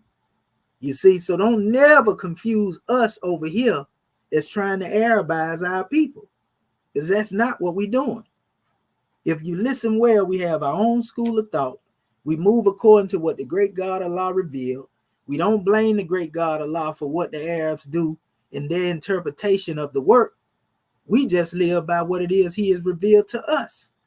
That's why it says in the Quran, the Grand Quran, to each people we have given a law in an open way. And when it says that, it says law in open way, that word open way is translated from the Arabic word sunnah. So when you heard the cherubim say, we dealing with ancient Sunni Islam, that ancient aspect would have to come from the great God himself. What is more ancient than the supreme being, the supreme reality? You see? So this is the type of Islam that we demonstrate, Islamism, that old time religion, so to speak, where we tie ourselves back to the source. I just wanted to make that plain, before we go into this, because a lot of people, they constantly get a misunderstanding when it comes to the Moorish school of thought, and then they wonder why we dealing with Kemet. Even some Moors now.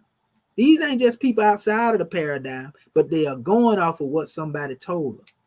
They haven't did the research, and that's what hurt them every time. So what I want to do right now, I'm going to share my screen briefly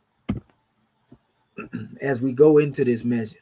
We always have to lay a foundation and give our people a grand understanding of where it is we coming from. I do this right here. Let's see. I should be able to. Let's see here. Here we go. Click into this, because I like to show our family better than I can tell them. Let's see.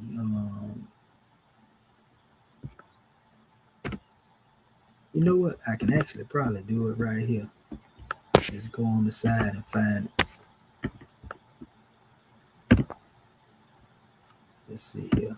If it let me go, ayat there, not there. We're going to do this here, then this way. Okay, 17. Yes, and 7. See what we get right here. All right, there it go right there. Y'all see this right here, Moorish Ken?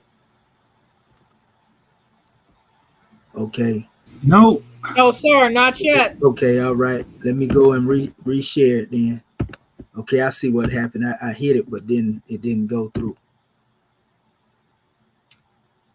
Okay, there it go right there. Now y'all see it? Islam. Yes, sir. All right, Islamism. Want to give honors to all of our family, for everything it is that you demonstrate and all it is that you do. When we go into this special surah here, and that is actually surah 17, ayat 77. When it said this, right, was our way with the apostles, it said we are sent before thee, right? This is what it said in one of the Qur'ans. I'm reading out our big Qur'an right now. And thou will find no change in our ways, right? And it says on the screen here, this has been our way with the messengers. So you see the difference is one said apostles here, one said messengers there, right? We sent before you. It says, and you will never find any change in our way. Now, when it said this, what was actually being stated here in the Arabiya, it actually states, Sunata min kad asana kablaka mir rasulina. And that word rasulina, y'all ever heard the word rasul? You know it means messenger. That's the word. Mir rasulina is the word that they translated, as apostle in this book, and messengers, as you see it on the screen. So that's the choice of the translator. So it says, wala tajidu li sunatina, again, tawila. Now notice the word sunnah, minkad, is used, in the beginning, and then toward the end, sunnatina, le sunnatina is used. And I'm going to show you what the word sunnah is here. When it say way such as our, it's sunnata, right? You see it right there? And then right here on the end, right here, right? Le sunnatina. See, that's L, that's S, that's U above it, that's N, that's a double N because that's a coon. Let me blow that up a little bit. You see, that's L again, that's I, li sunnatina, right? You see? So it used the word sunnah right here. So why you get, and this ain't the only place. So why do you have people trying to kill each other, talking about they following the sunnah of Prophet Muhammad, and it's telling you that the sunnah is here. This is before anything has been written called a hadith, or what they like to call sunnah according to the teaching. So if you have one that'll go against this, let's get real about it. They're going against the Most High. In fact, there was a challenge that the great God Allah made, and y'all familiar with it if you read the Quran. Say, if you think that you know more than you produce, a Quran that's better than this, you produce a way better than this. And do you know that it used the word hadith?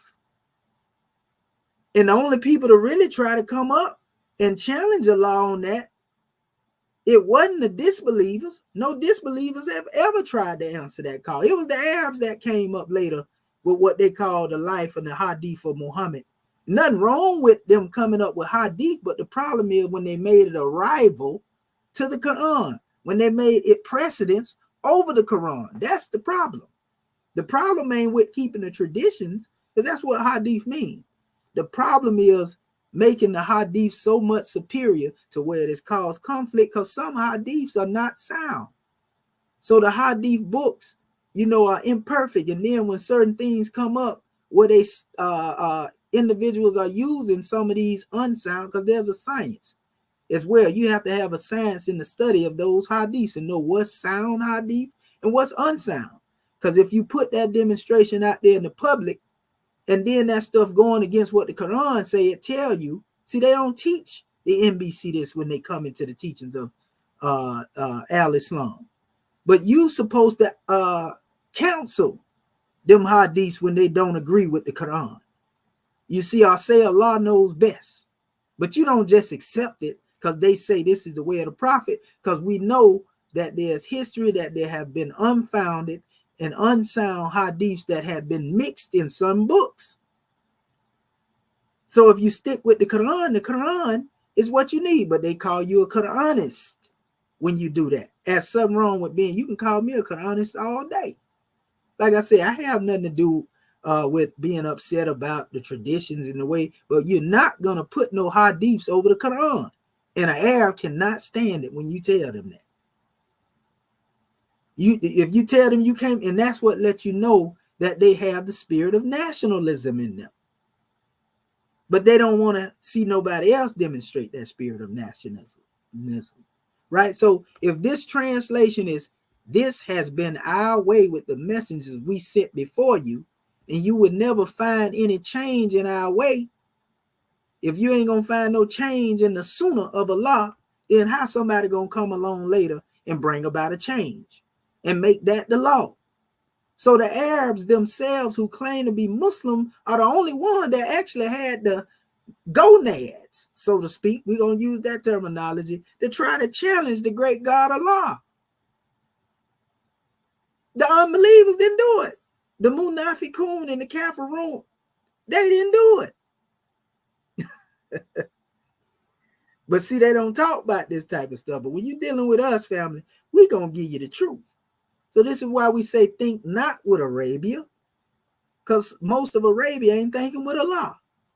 And that's not to disparage the Arabian people. We're talking about the Arabized expression, of manipulating the book, which is also why he had told them, be careful, lest I raise up a people and they replace you. just like he raised the Arabs up and they replaced, the Israelites. And the Israelites was told that would happen. They was told about a branch that would be grafted in, a wild branch that they considered Gentiles. See, all this stuff is a golden cord coming from the scripture. That was said to them. Even Yehoshua told the Israelites, he said, do you know that the kingdom of heaven will be taken away from you and given to another nation that will bring forth the fruit thereof? He was saying this to his disciples. So the Muslims, which they should have been known as a Muslim, they inherited that.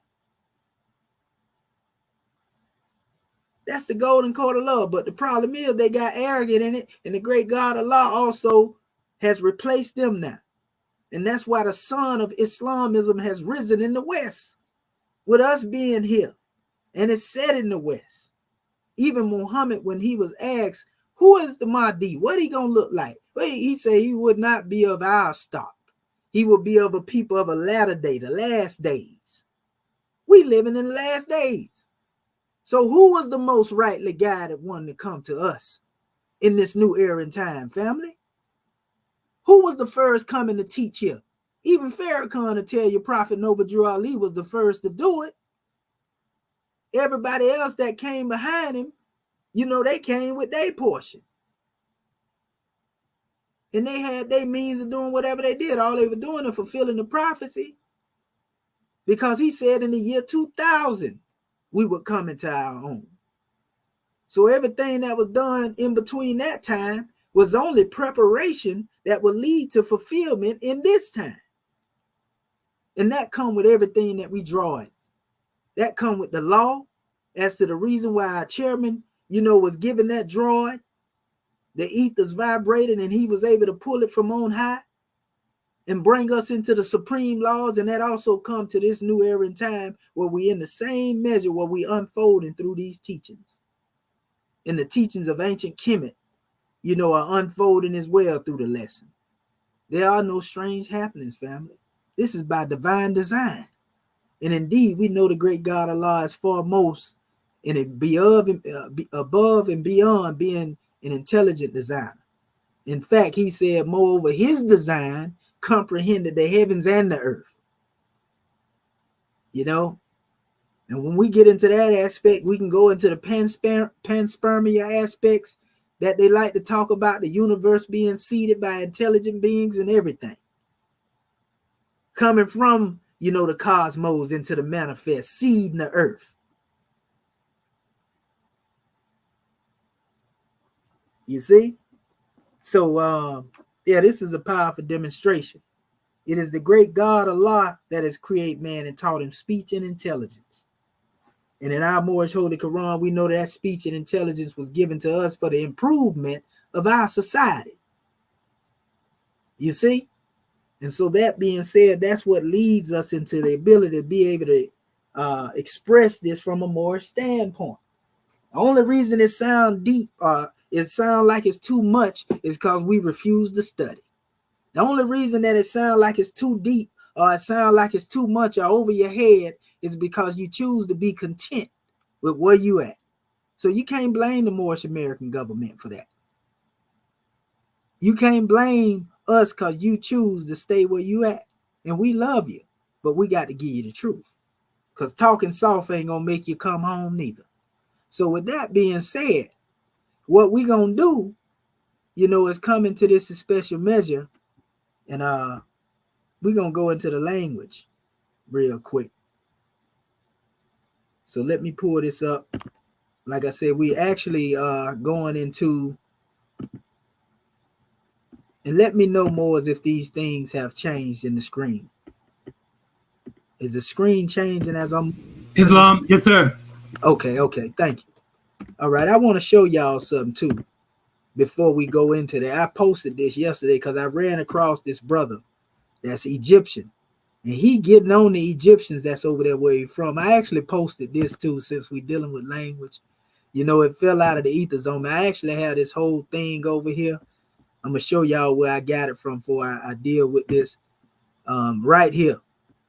You know, this is actually a article that's out here talking about the language and the oldest example of the glyphs part itself. And they saying that this is one of the oldest images of glyphs. But we know good and well, those of us who even know what they try to consider pictorials, never one of these is a part of the alphabet. These would be considered more of what we call determinatives. You see, if you was looking at it the way they try to demonstrate it. You see, so what they did is, and this would be one of the oldest things that's supposed to be found way back in the time when the language wasn't there. Just because you see images, you know, don't make it a representation of right. And they only believe that because they go on with Champollion.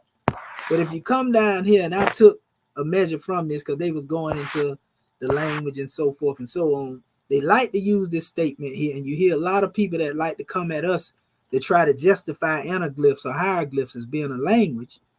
They try to say, well, it came from the rebus principle. And the rebus principle didn't exist when the ancient Egyptians were on the manifest. So how is it going to come from the rebus principle? You got to use it. And so they mention that here, you know, that early hieroglyphs, meaning the ones that predate Champollion demonstration, the one that come from our ancestors, they say represent a rebus system, akin to modern Japanese, in which pictures are used according to the way they sound. In early phonetic systems, such phrases such as I believe, for example, might be rendered with the I, B, in a leaf. Now, if we did something like that, they would say that was pseudo-judo. You know what I mean? Because first and foremost, the word I didn't exist 4,000 years ago.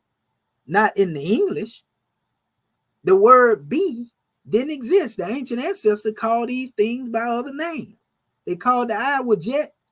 You know, they called the bee what they called it. They called the leaf what they called it. But they say I, bee, and leaf. This is supposed to be the rebus principle. But yet, if we come with an anaglyphic formula and show you this demonstration connected to the gematria and the actual real word, they say we demonstrate pseudo. But can you believe this? This is what they say, that the rebus principle is being able to see this. And so they would actually use the I, the B, and the leaf. And so that's why you see me laughing right here, because once I read that, that's why I be telling anything come out the ethers. You know, I say, they say we must apply the rebus principle. And you can see me laughing. I'm pointing over here, right? You know, talking about some I, B, leaf. And so they say I, B, in the reed leaf, right? Come on, man. But they say we pseudo. But this is how they justify, you know, the way they believe the ancestors demonstrated in the past, because they don't have an alphabet chart outside of the one that Champollion created later. His chart is not the chart of our ancestors. See, they can't get around that. So I said, fix it, Egyptolomites. And you notice I got a plunger there right there, and that's just being nice. But they got to stop it, you know, when it comes to this. You know, and our people need to wake up. There was no rebus principle in existence, again, you know, over 445,000 years ago, or 4,500 years ago, pardon self, 4,500 BC, which is during the time when the Book of Tahotep and all that was wrote. It wasn't no rebus principle being demonstrated back there, people. So stop letting these people mislead you. And this brother here is a brother I came across, and I want y'all to see what was said here, because this is relevant to our conversation. He's an actual Egyptian, but he going at the Egyptians that actually are saying that the original Egyptians were not melanated. And this is his name, brother name is Sufi Alchemy. But watch this, brother. It's an Egyptian now. Egyptian brother going at other, and you got some other ones that's actually going at him, you know, because they don't like the fact that he's saying what he's saying. But watch this.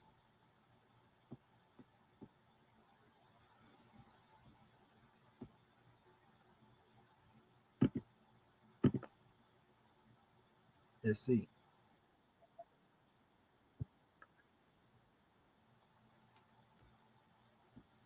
Let me move this out.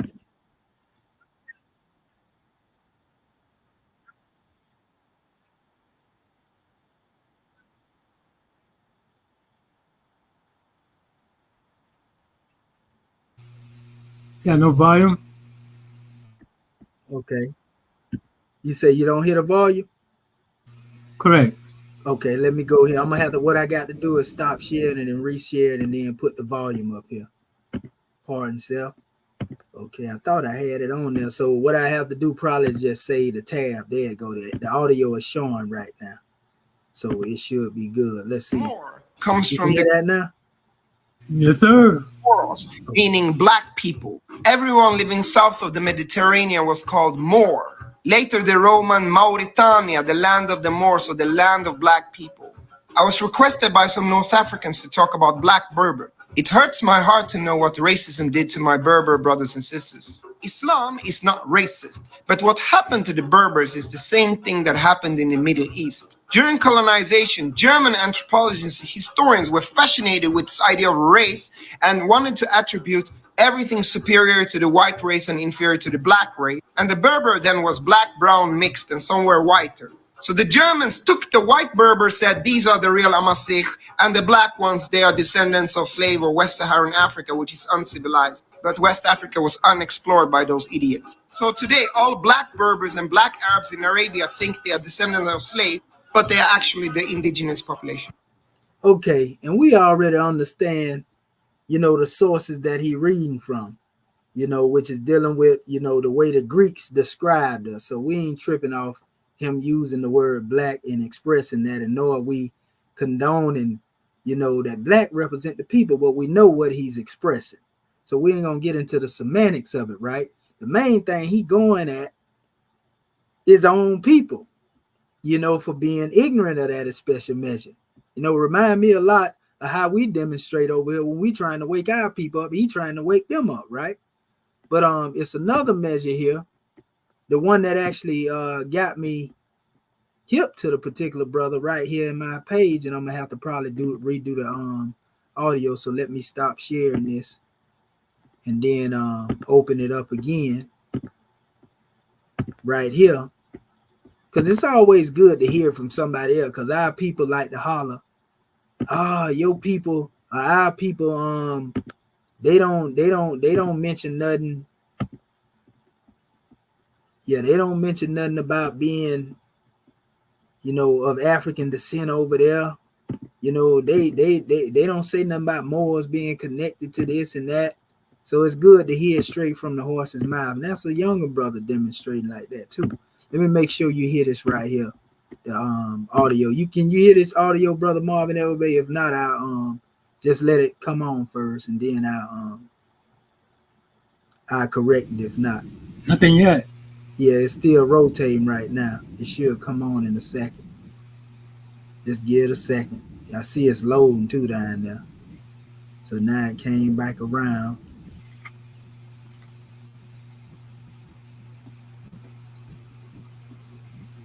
I may be able to do it this way instead of dealing with this a clip. Let me go over here. I don't know why sometimes it be doing that. Apparently, there's a huge debate going on about. We hear it. Okay.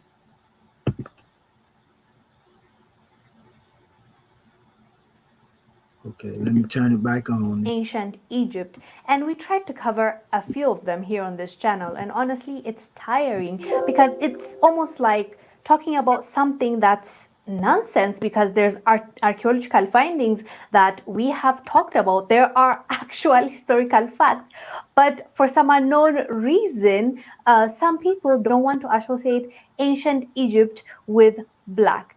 Let me show you this clip of an Egyptian brother I found on TikTok. He goes by the name of Sufi Alchemy, and let me tell you, he gathered the Egyptians that are pushing back. Watch this clip, we'll come back and discuss. Dark-skinned people here in Egypt are of completely different features and culture than... Assalamu alaikum. You mean the alkaline Hamitic features like myself? My skin color, my nose, my small lips, etc.? Sure, maybe the New Kingdom and the Ptolemaic period pharaohs would look like me, such as Ramses III. But I'm mixed. It doesn't say anything about my forefathers. My forefathers are dark-skinned Fulani. And so was the forefathers of Ramses III and these new kingdom pharaohs, who were exposed to a lot of invasions and trades and immigrations from Europe and other parts of the world. So your argument is essentially like saying, I am brown, I have alkaline features. Therefore, my great-grandfather was also brown with alkaline Hamitic features. No, he wasn't. It's because my mother is white. So essentially, you deny the Old Kingdom and Middle Kingdom pharaohs, which had typical African features. And that is the part of what you say, which may be interpreted as a little bit racist. Then you go about comparing modern Egyptian identity and modern Nubian identity with ancient Kemet. That's completely invalid because we don't care about modern Egypt in terms of identities. We care about the ancient Kemites 3,000 years ago. You know, it's 3,000 years. Things have happened that time, right? I mean, you wear a hijab, you're maybe a Muslim, huh? Where the ancient Kemites, Muslim and wearing a hijab, just trying to prove a point. That came with the Umayyad invasion when Sayyidina Usman got assassinated and the Umayyad cousins took power and invaded North Africa. People migrate tremendously, huh? Look at Dubai today. Most people in Dubai are immigrants. Look at New York, filled with immigrants. Amsterdam, filled with immigrants. The entire North Africa is filled with immigrants. I mean, the true people there are the natives. What do you think has happened to Egypt the last 3,000 years with invasions from Assyrians, Persians, Phoenicians, Romans, Greeks, you name it. So this argument that that land and nation that you today call Egypt has always been like that is completely false. Some people cite the 2017 DNA study, which actually doesn't say what people say it does, because I read the study in the Nature journal. Yeah, that's one study looking at 2 or 3 mummies. What about the 160 mummies that they didn't publish, right? What about the 1990 study that nobody talks about that showed sub-Saharan in the mummies? What about Sheikh Anta Diop's tests and so on? So you cannot just take one study and point to something. Yes, sure, there may be people in Egypt today and Nubia today who are direct distant descendants of some pharaoh. I mean, there would have been many people in ancient Egypt, but since people have migrated there for the last 3,000 years, you can have people in West Africa also are descendants of them. You can have people in Iran who may trace their lineage back to ancient Kemet. I mean, people move.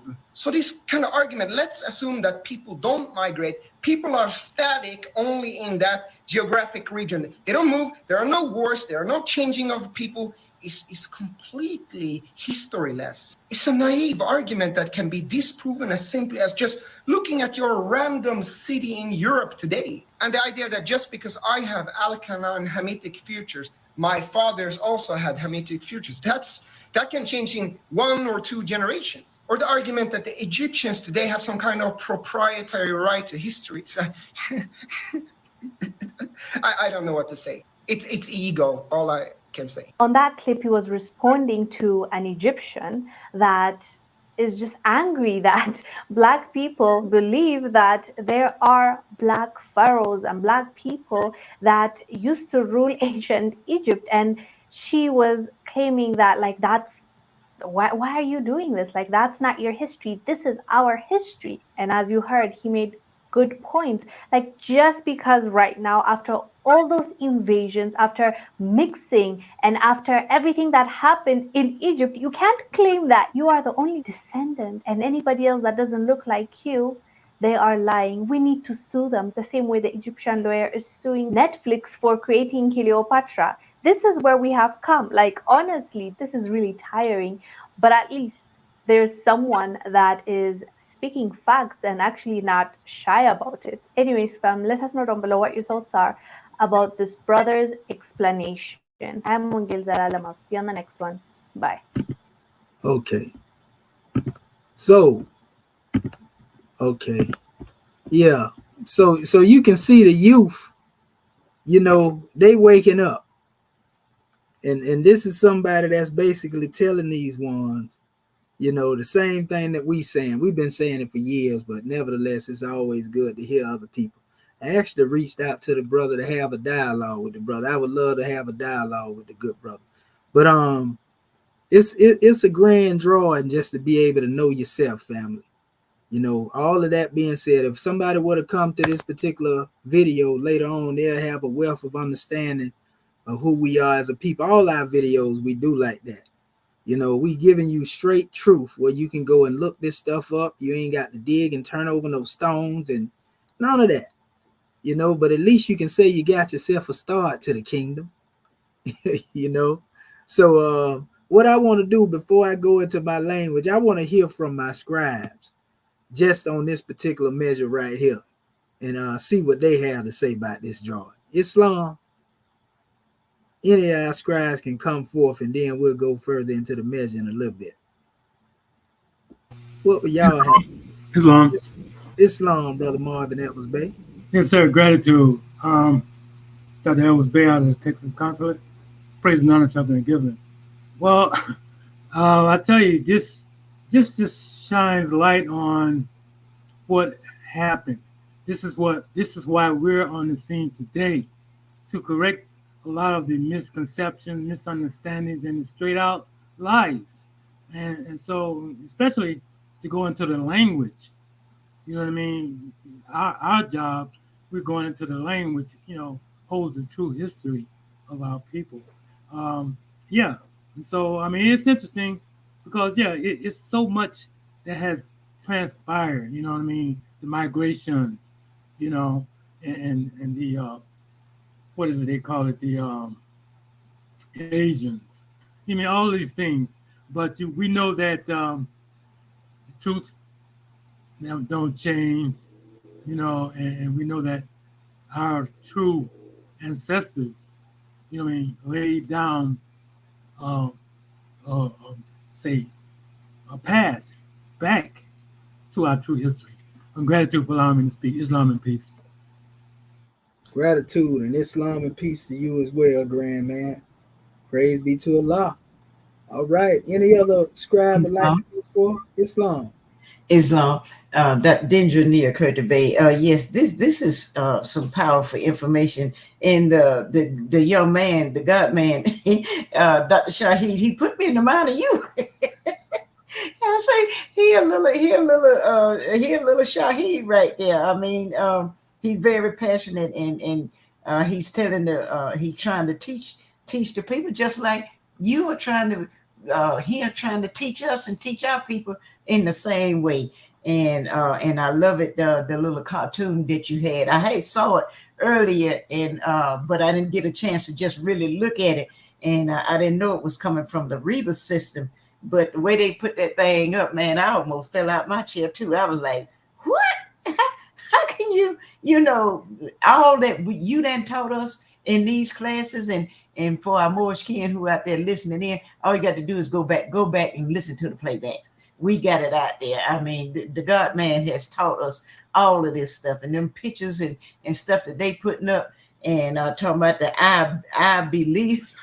I mean, that is so funny. I mean, I couldn't stop laughing at that one myself. So this is a powerful class. Gratitude, God man, for letting me share. But yeah, that God man put me in the mind of you, Islam. Islam and gratitude. Yeah, I definitely seen a kindred spirit, and that's what tapped into it. Like, yeah, that brother there, he doing the same work that one trying to do over here. But that goes to show that truth is the only thing that changed. Not and no truth contradicts another truth. And he's saying basically the same thing to them, but he directly giving it to them. Like, yeah, I come from the same lineage, and he recognized the fact that he got Fulani heritage. That's another aspect. His Fulani heritage that he has, same thing that they said I have in my DNA. But the thing is, most of us have that in our DNA, and so like he said, that's why, and I showed it in one of our recent things dealing with the Atlanthropus morintanicus video. I was showing how the actual map of that DNA, and how it also arrived over here in the United States of America, in Mexico to be exact, one of the areas. Cordova in Spain, all over in West Africa. So, this is the stuff that they are trying to hide. You have people that are trying to demonize, our history, so to speak, and so it's just a lack of what the prophet would call, bad thinking and bad planning, so to speak, is what they got going on. So all is well. But we give honor to you, yeah, and that Reva's principle too. Oh yeah, that's funny. I believe. I believe. Stop it. Come on, Grand National Secretary of the State. Goodness gracious. Islam. I tell you, Islam Moorish kin, having already risen, giving praise and honor where due. Much gratitude for this class, Dr. Shahid. And I was looking at it from the aspect of when one has the foundation of truth and are able to do the research and unfold and receive even more revelations, that's indeed a blessing. The key is having the proper foundation, which is what the prophet brought to us. And when I looked at that clip coming from that brother, that was just refreshing, and just being able to see the glory of Allah, that, it's not just us that are receiving these blessings and putting the truth out there to the people, because that's part of our job. We can't, get there by ourselves. I can't be free without my brothers and sisters being free, but it starts with the thought pattern. It starts with the love divine. And this is just a grand blessing. I was also looking at it, as you stated, when we bring forth going back to the original, dealing with these special languages, and our people's mindset, not all, but some of our people's mindsets wants to shut that down because of what one has been pre-programmed to think or believe. That's doing themselves an injustice and a disservice. So we got to maintain an open mind, recognizing the fact that where did your belief system come from? So we got to identify these chains and the things that keep us mentally enslaved and get rid of them. So gratitude for bringing forth these special measures more. Praise Allah. Gratitude.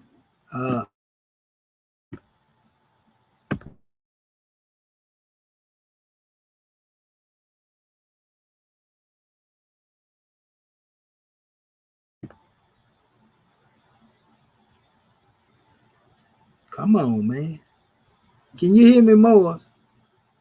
Okay, there we go. Goodness gracious. It took my little computer forever to try to unmute. So that means I got some lagging going on over here. So excuse the apparatus. But all is well, Grand National Secretary of the State. Yeah, that's what I was seeing too. And they actually got some young Arabs like really going at this brother, just like they be going at me. Like they're doing videos like, yeah, this is the most ridiculous stuff we ever heard, and fake information and da da da. And I say, man, but that goes to deal with the spirit. That's the one that's thinking with Arabia.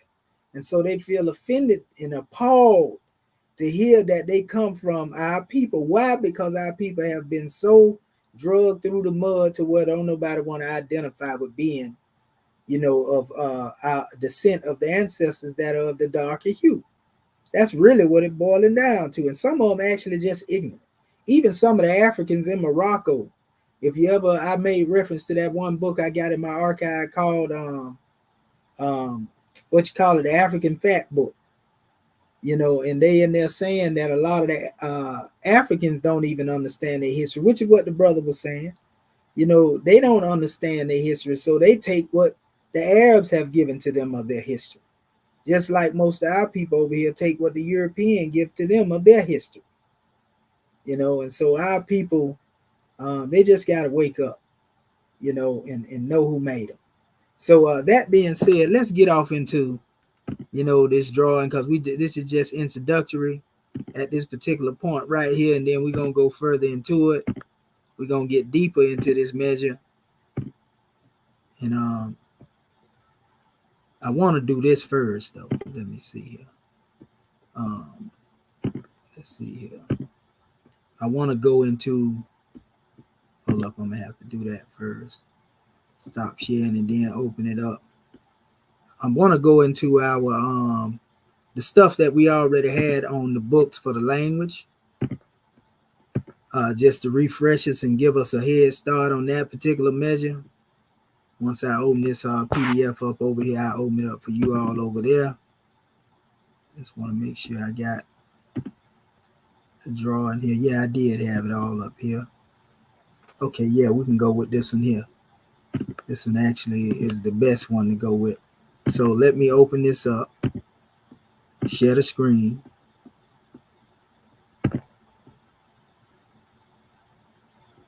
Okay, there we go. All right. And this is actually a measure that I had set up for a dialogue, but ones never um, came through. And this is like the PDF for all PDFs, so to speak, when it comes to it. Because you heard me make reference to this 4,500 years ago. You know, the earliest measure dealing with the hieratic that was found. You know, and this was actually the diary of Mariri, which was actually one of the ones that was writing the plans for the building of the pyramid. So that lets you know how old this demonstration is.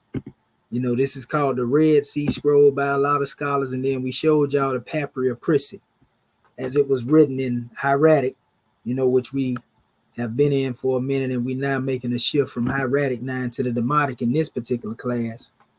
This also shows a 3,200-year-old calendar that was in the hieratic. We showed this to our family before. You know, we also showed, you know, how they came up with their different forms, you know, of alphabet charts, you know, among the Eurocentric thought pattern.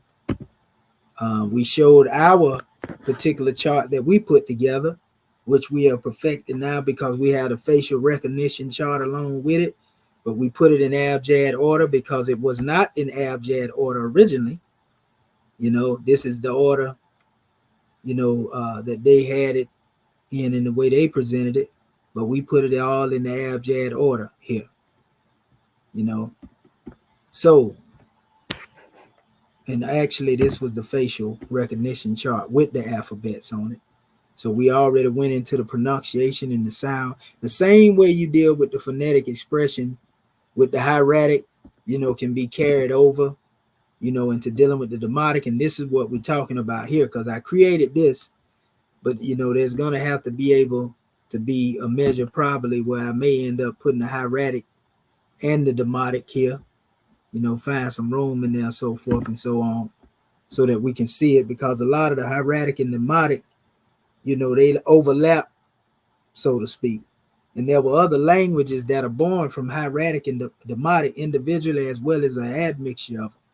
For example, the Coptic language, you know, has some letters from the hieratic and some letters from the demotic. And then you have the Arabic that also has an admixture of the letters, whether they turn them a different way, upside down or horizontal. You know, these are the things that were done to make these signs unique based on the language they were in. So I did put the demotic in the abjad order here. You see, as you can see, we got a good tool though. This tool that we have now is actually, y'all already seen it, but I'm gonna show you how we navigate through it in a minute. You know, so you have here the ABGD, and we put this together. I remember Brother Marvin that was Bay. We was going back and forth with this demonstration here, putting it together.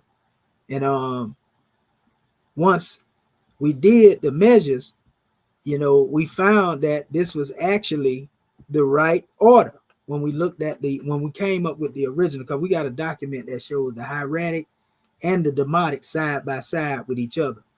And pretty much that's what you're going to be dealing with. You know, you're going to often see that hieratic come up as we dealing with the demotic just by default with the tool that we have, you know, but you'll just know that there's a difference in some of the letters. Some of the letters are the same, some of them are not, but, you know, they are their own distinct language, so to speak. These are different unfoldments of the language.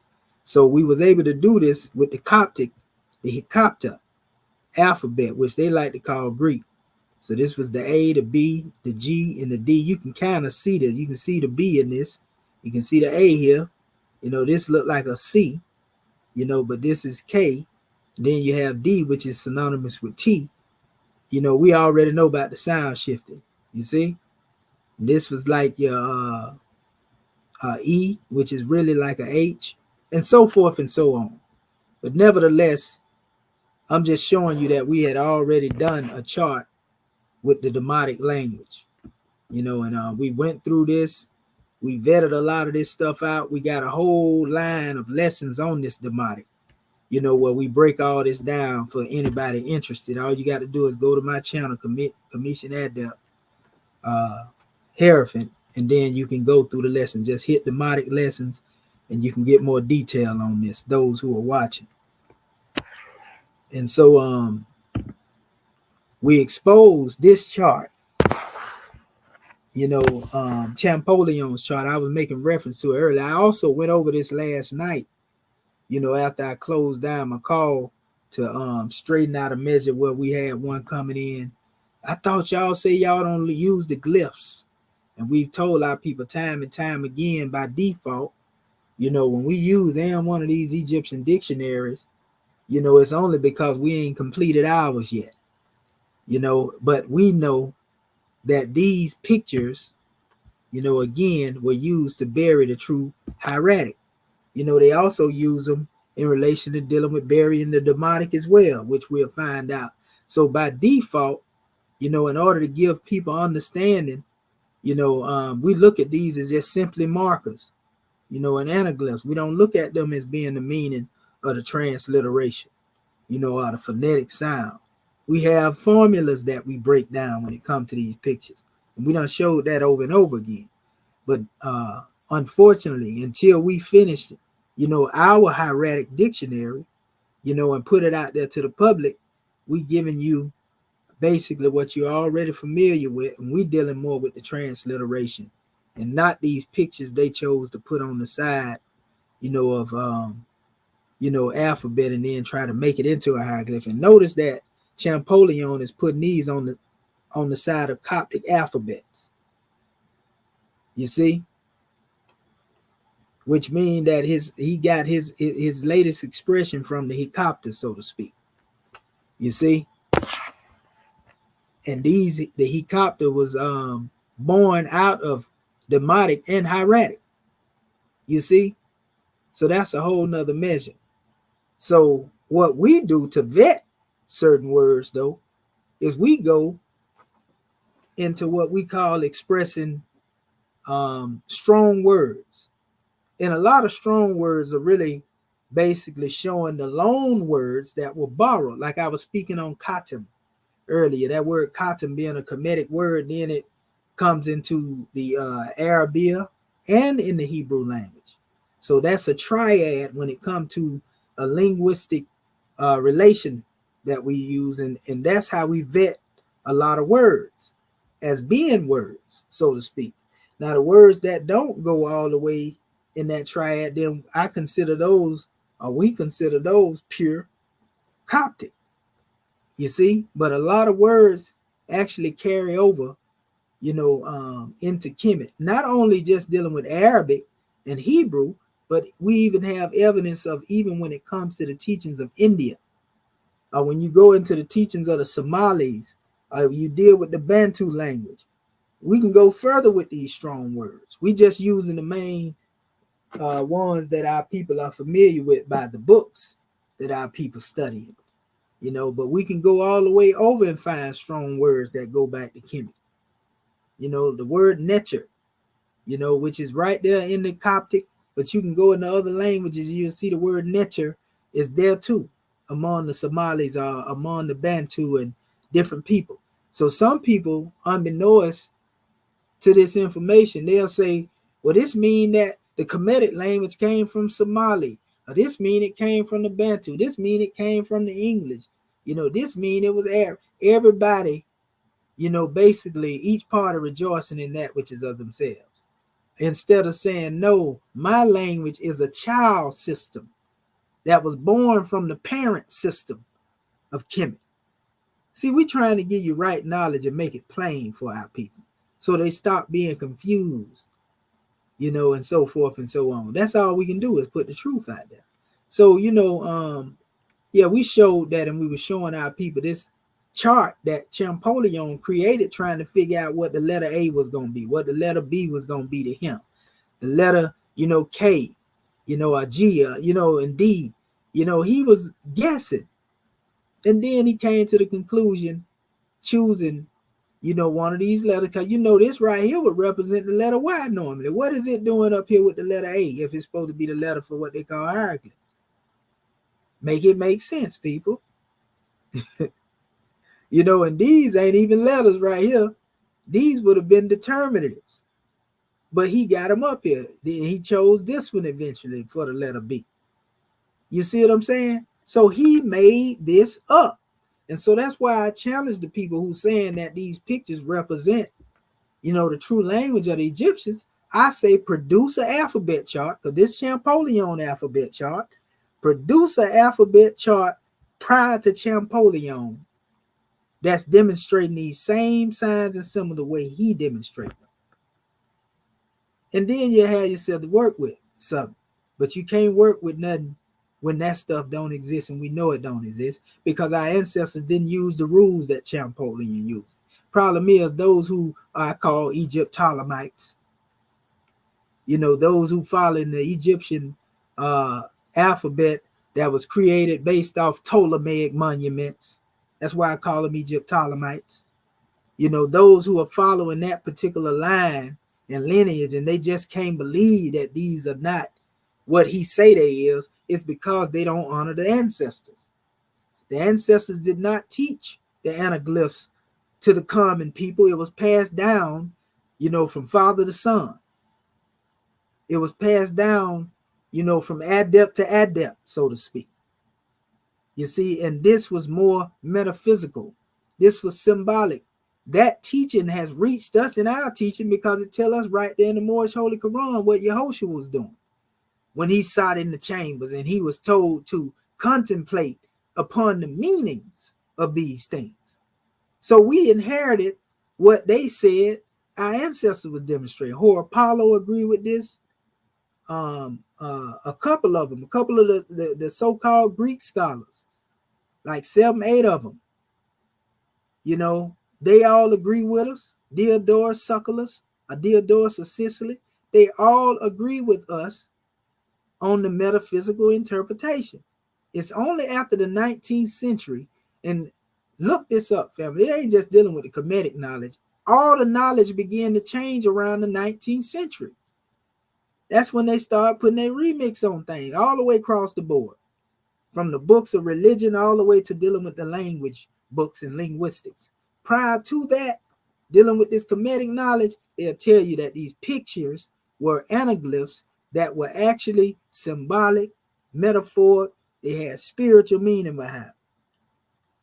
So in other words, our ancestors didn't have an alphabet chart. They had spiritual meaning. They also represented formulas, which we have been revealing to our family. We're going to write whole books on this stuff, family.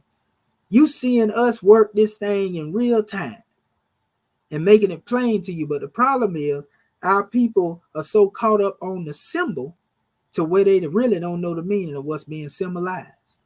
And that's why we give honors to Mustafa Gadala as well, because Mustafa Gadala is just like that young brother was going in. He be going in on Roman academia and he using their own sources to beat them up. You see? So, I mean, it don't get no plainer than that right there. Anybody else that float around in the realms of conject after that, you can't blame us for it. You can't say a commission. I thought y'all don't teach the glyphs and the symbol. No, the problem is that you have selective hearing, my brother. And that is a sign of what we call intellectual narcissism. You see, which is also another sign of what we call a monomaniac. For those who don't know what a monomaniac is, we're going to say it again. That's somebody that believe in one thing and they don't want to hear nothing else nobody got to say. That's a monomaniac, people. You know, a sophomaniac is somebody that believe they have superior intelligence and don't nobody else know what they know. One thing you know, and you'll hear me say it all the time, and that's why I keep studying, because I ain't never limited myself. To know is to know that you don't know. Commission Adept, if you want to call me that, you know, we give honors to the chairman for even putting that in the ethers. But one thing about it, I stand on the fact to know is to know that you don't know. Regardless of everything you hear me saying, just because I speak on it, I can show it to you and all that right there. I never come to a thought that I know everything, because my foundation being to know that you don't know allows me to continue to grow. And I've been saying that for over 25 years, family. To know is to know you don't know. Because when you say I know, I got it, that means you done shut the door. You don't want to hear nothing else nobody say. Everything everybody else bringing. Just because I speak authoritative on what I say, don't mean that I'm trying to speak down to you. I'm speaking like I speak because I know what I'm talking about. I ain't just come up with this stuff off my head. Just because I don't put this stuff up there and show it to you on the screen all the time. And I shouldn't have to do that because they let everybody else get away with that. They can come up here and go to talking and running their beat like the chairman would say, and ain't got to show you nothing. But with me, he made that up. Even if it go back to, 3,000 years ago. I know I was back there during that time too. But y'all give me a little too much credit, family. Stop it. If I made all this stuff right here up, then y'all need to be studying, solely under me. Come on, man. How I'm going to make something up that came before me? But this is the type of stuff our people doing. To run from the information, so to speak. And we got to stop that. And I don't care about you attacking what I say. I'm thinking more about the people that's watching because they trying to learn. And you want to come in and convolute the conversation and misdirect the course. And then people confused because of you. And then I have to stop and come back and try to clean up the poop. Well, you done pooped all over the place. We need to stop this mess. So with that being said, family, so this is where we're going. We're going into dealing again with the Demotic, and I'm finna show you the tool. Scribes already have it, but Scribes is some new features in the tools. And that's what I want to go over in these particular tools. I want to show our people something before we go there too. And this is just a brief measure dealing with Wiki. We don't get caught up into the Gregorian timeline and, all that stuff there. But for the sake of showing them certain measures, because we have our own calendar, our Damari calendar, Yuga calendar. And we actually subtract this time from our cycle ages. That's how we deal with our calendar history.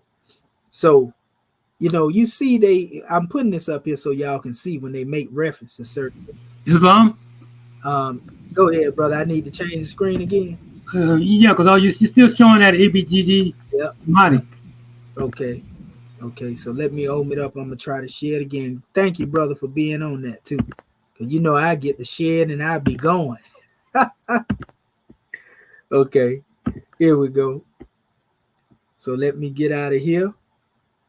Now we can get into showing you these. Okay, so this is just a brief wiki publication. Nothing wrong with wiki. Wiki is basically information that's mostly being submitted from other books and articles and everything else. But I'm putting this here so when you see them making reference to certain things in their mind, this is what they consider prehistoric, which is pre-3150 BC, and then pre-dynastic, which is between 6,300, 3,150 BC. So when you see this here, these will be time frames, right?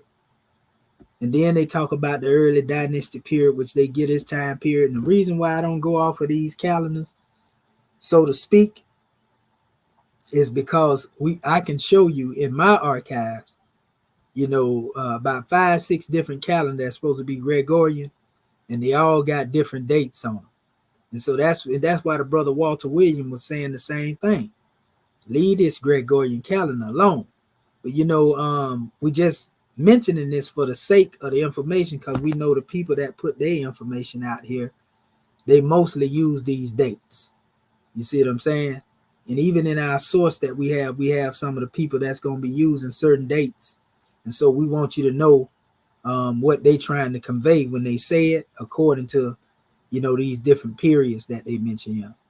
I really want you to focus on this aspect here, because most people think when they hear the term Middle Kingdom, hieratic, for example, they think that this is something that's saying, oh, the hieratic come from the Middle Kingdom. But we just showed you that hieratic existed way back, during the ancient times. It's old kingdom hieratic that actually existed, unbeknownst to people. You see, it's some hieratic that go back further than that. You know, all the way back, you know, to the second dynasty and so forth and so on, as they would call it. You see? And that's all up in what they call your early dynastic period, and your between that and your old kingdom period, as they would call it, right? So I said that to lead us to over here. And I want to give a prime example before we go into the Demotic. I'm going to give you a prime example of what I'm talking about. In these particular measures here, and this is actually MDC A1, you know, we got gardenias and them up here as well, but notice it's actually given a time period. The first intermediate period, which is the 9th and 10th dynasties, is how far they trace this particular hieratic letter back here, right? But then if you go down here and see this particular letter, you know, you see they got the anaglyph up here being depicted as well. I told you we have to deal with that type of stuff, you know, just for the aspects of identifying, because that's basically what they made the marker. They converted, they reverse engineered it. So we know what we talking about when we say that. So that don't bother us to see these anaglyphs over here. We way more mature than that now. So the old kingdom has one letter, and this is in the 5th dynasty here. This is old kingdom hieratic for all of those who think hieratic is called Middle Egyptian. You see, when you get into the middle version of hieratic, you got to go all the way down here to the Middle Kingdom. That's in the 12th dynasty. You see, so do not limitate hieratic to the Middle Kingdom. That's the first lesson you got to learn. And all these letters, certain letters come about are surfaced in certain dynasties, and that's based upon what they identify with in the papyrus. So all of this is coming from Molar's works, and Molar shows you the different dynasty that these letters come in. That's where he getting these dynasties from right here. You know, because this particular brother, Nagai Masakasu, you know, the Japanese brother, he was using those references. He broke Molar's stuff down.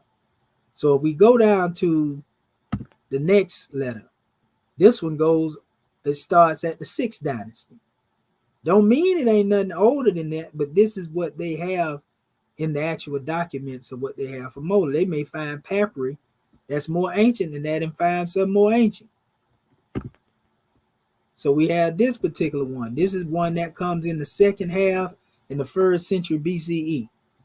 You know, this was introduced later. You see? Okay, so we have this one. You see? This one is in the 6th dynasty. We're going to get into all these and how to connect actually what letters these are in a minute too. Our Demotic tool is going to give us that aspect of being able to do that. So here's another from the 6th dynasty. You see? Looking at all these different, and notice the more modern the dynasty, the more you begin to see those cursive hieroglyphic expressions, so to speak. You see, the older though, the more it looks like a distinct letter of itself. See, this is 6th dynasty. You know, you can see it don't quite look like they're trying to make it look. So then we go here. See this 21st dynasty, this is way more moderate. And it look closer. See, this is more of a cursive hieroglyphic expression. You know, here's another going back here, 6th dynasty. And sometimes what they be doing too, you got to put them things exactly where they supposed to be at. You know, because this is more of the hieratic, if you would ask me. This is hieratic, all of it hieratic, but I'm talking about as far as looking distinct as it is. So certain things we're going to have to end up putting in order. We went through this before. So there's just many different ways. They even certain measures in here. Look, go all the way back to the 4th dynasty in the Old Kingdom. You know how far back that was? You see, it's even some in here that go all the way to the 2nd dynasty. I'm going to show you some that go back real far. You know, Give me 1 second here. It's one of the pictures in here. And that's another thing. That's what we have to do as scribes. We got to go through this demonstration ourselves, and just look and check them out. This one is from the 4th dynasty, the I, right? And hieratic. As well as the anaglyphs, you see it being there, but the hieratic is the main measure.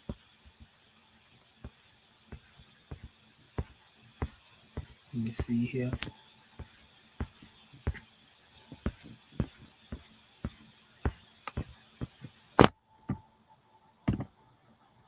Sixth dynasty,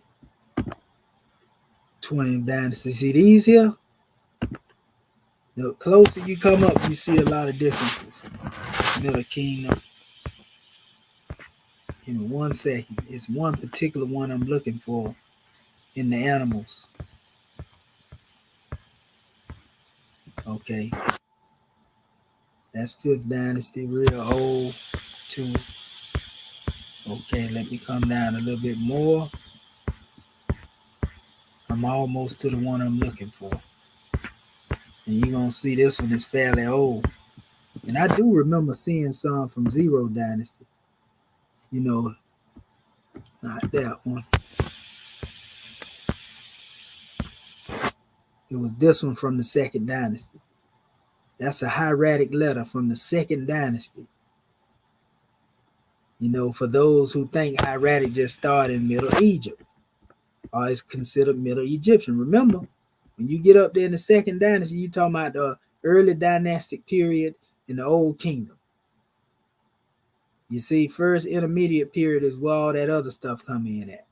You see, so it shouldn't surprise you if you already know the Papyri of Prissy, or the Book of Tahotep, was written in hieratic. That should tell you everything right there. Which I showed that last night to our brother. I showed the original Papyri. So hold up real quick here. I'm almost, there's one more here I'm going to show you. Then I'm going to go on over to our other measure.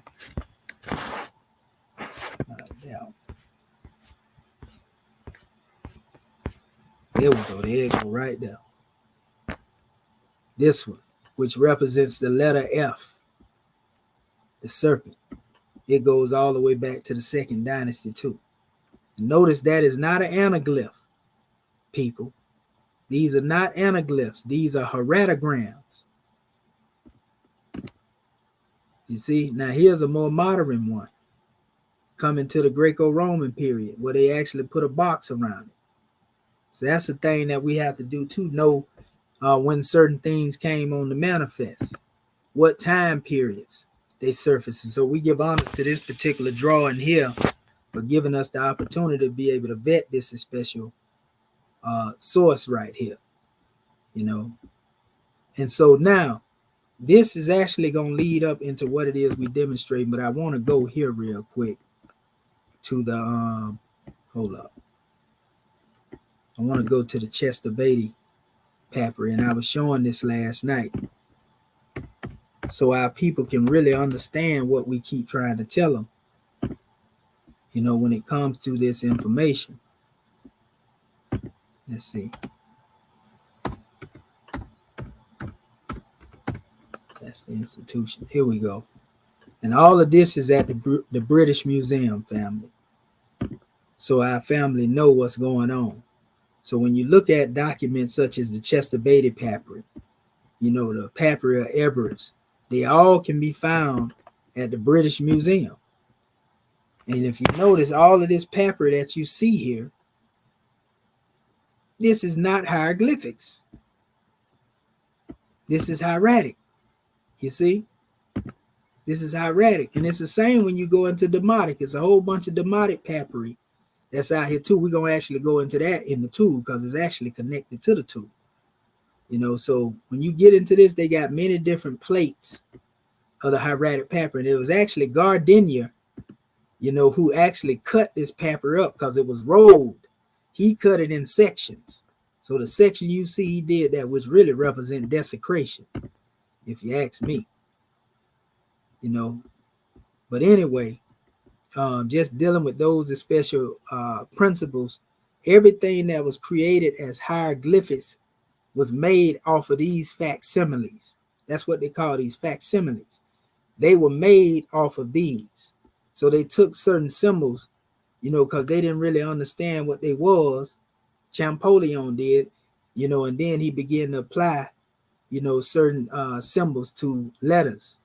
And the same thing became a tradition among all Egyptologists.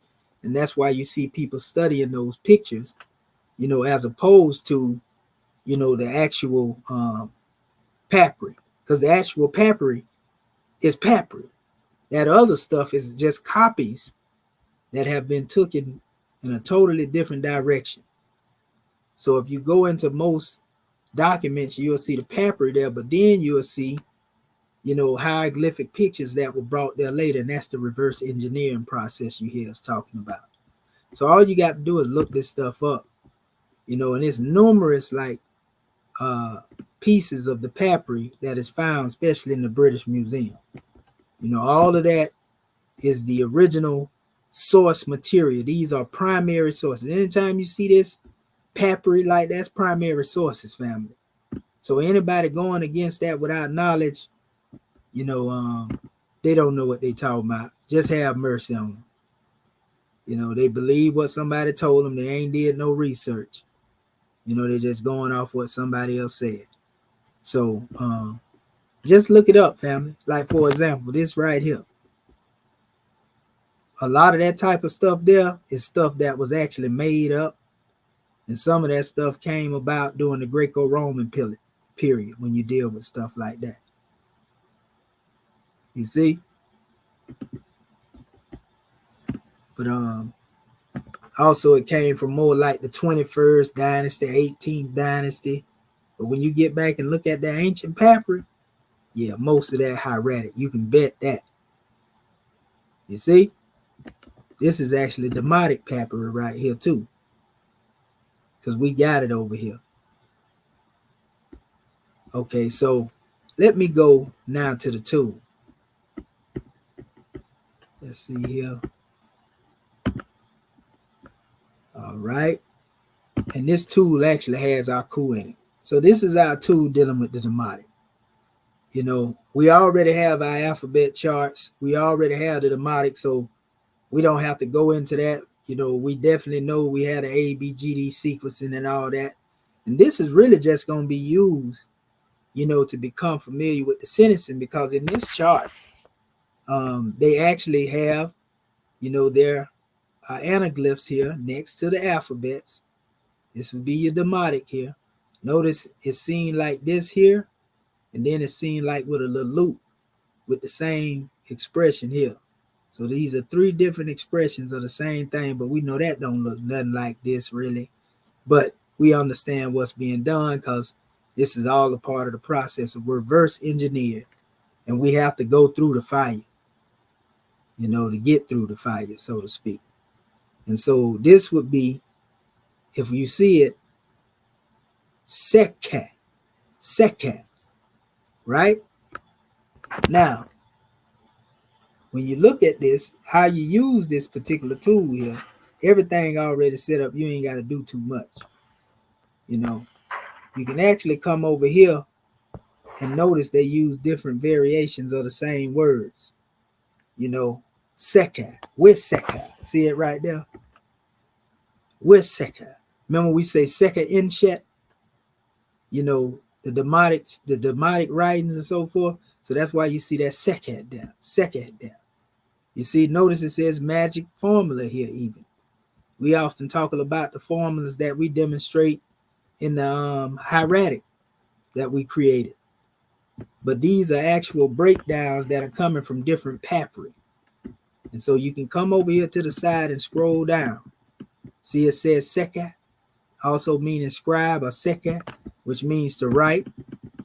Sekhet, which means writing document. Sekhet means written by.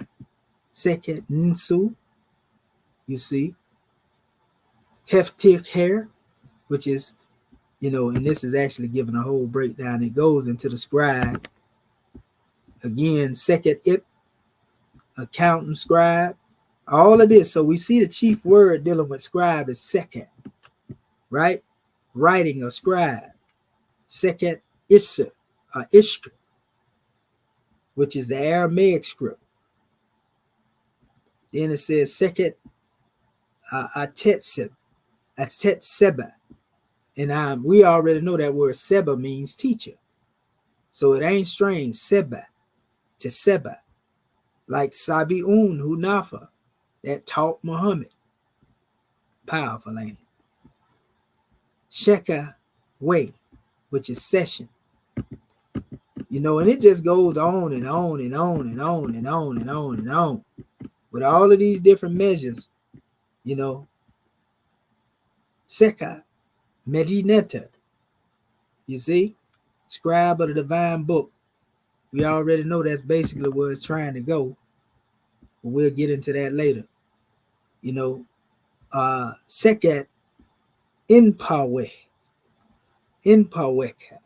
which is letter scribe. You know, so this thing is the truth. I'm gonna tell you that already. You know, now that we able to go through the document and navigate through it, because this gonna tie in what we was dealing with in the hieratic and its transliterations and keep us sharp on that right here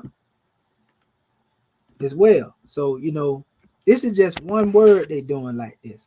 And you can actually go in there, remember, and use these video clippings here, and they tell you exactly, you know, how these things were made and what they deal with. They describe.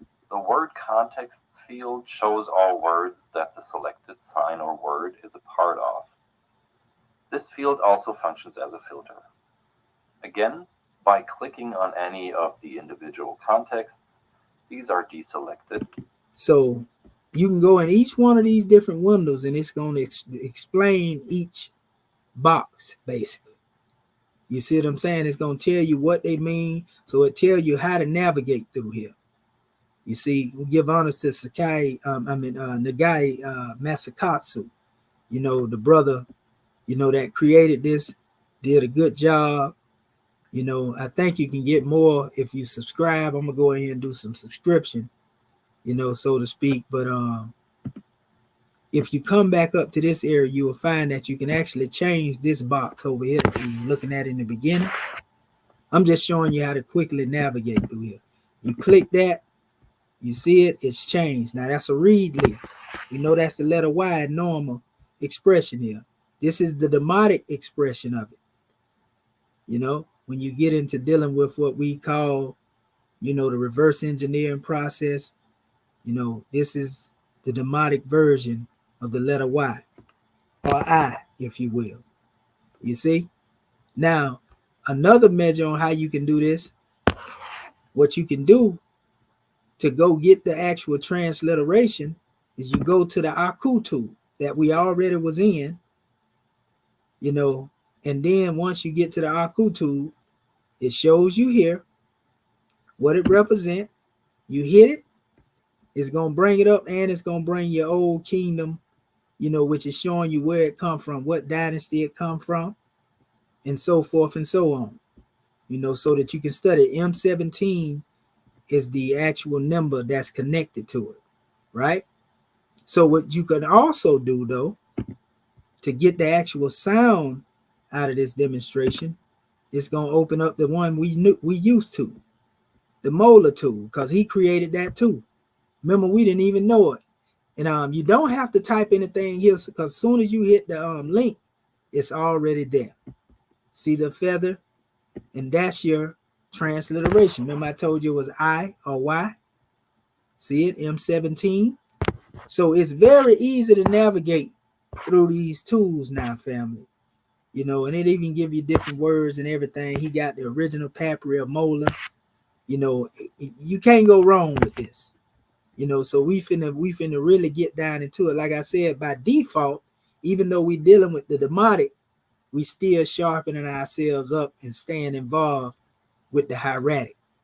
So it don't get no better than that right there. So we ain't killing, we actually breathing life into two birds.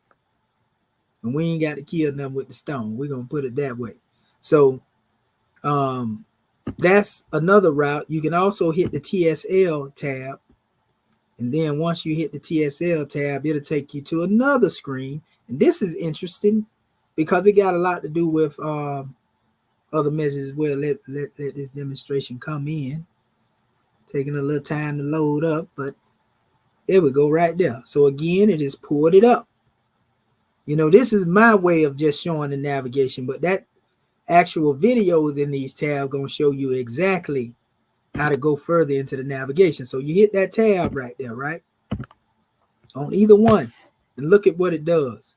It actually pulls up, you know, where the reed leaf has been used, so to speak. We already know these pictorials here. We ain't really getting into the aspect of trying to deal with, you know, the anaglyphs. We looking more for the transliteration, which is here. So this is the reed leaf right here. They actually showing it in the stone, so to speak, right? And how they have compared it. And so they are showing it here. You know, anywhere you see, you know, these are special measures with the J, you know, that's really synonymous with the I. They show the same thing down here.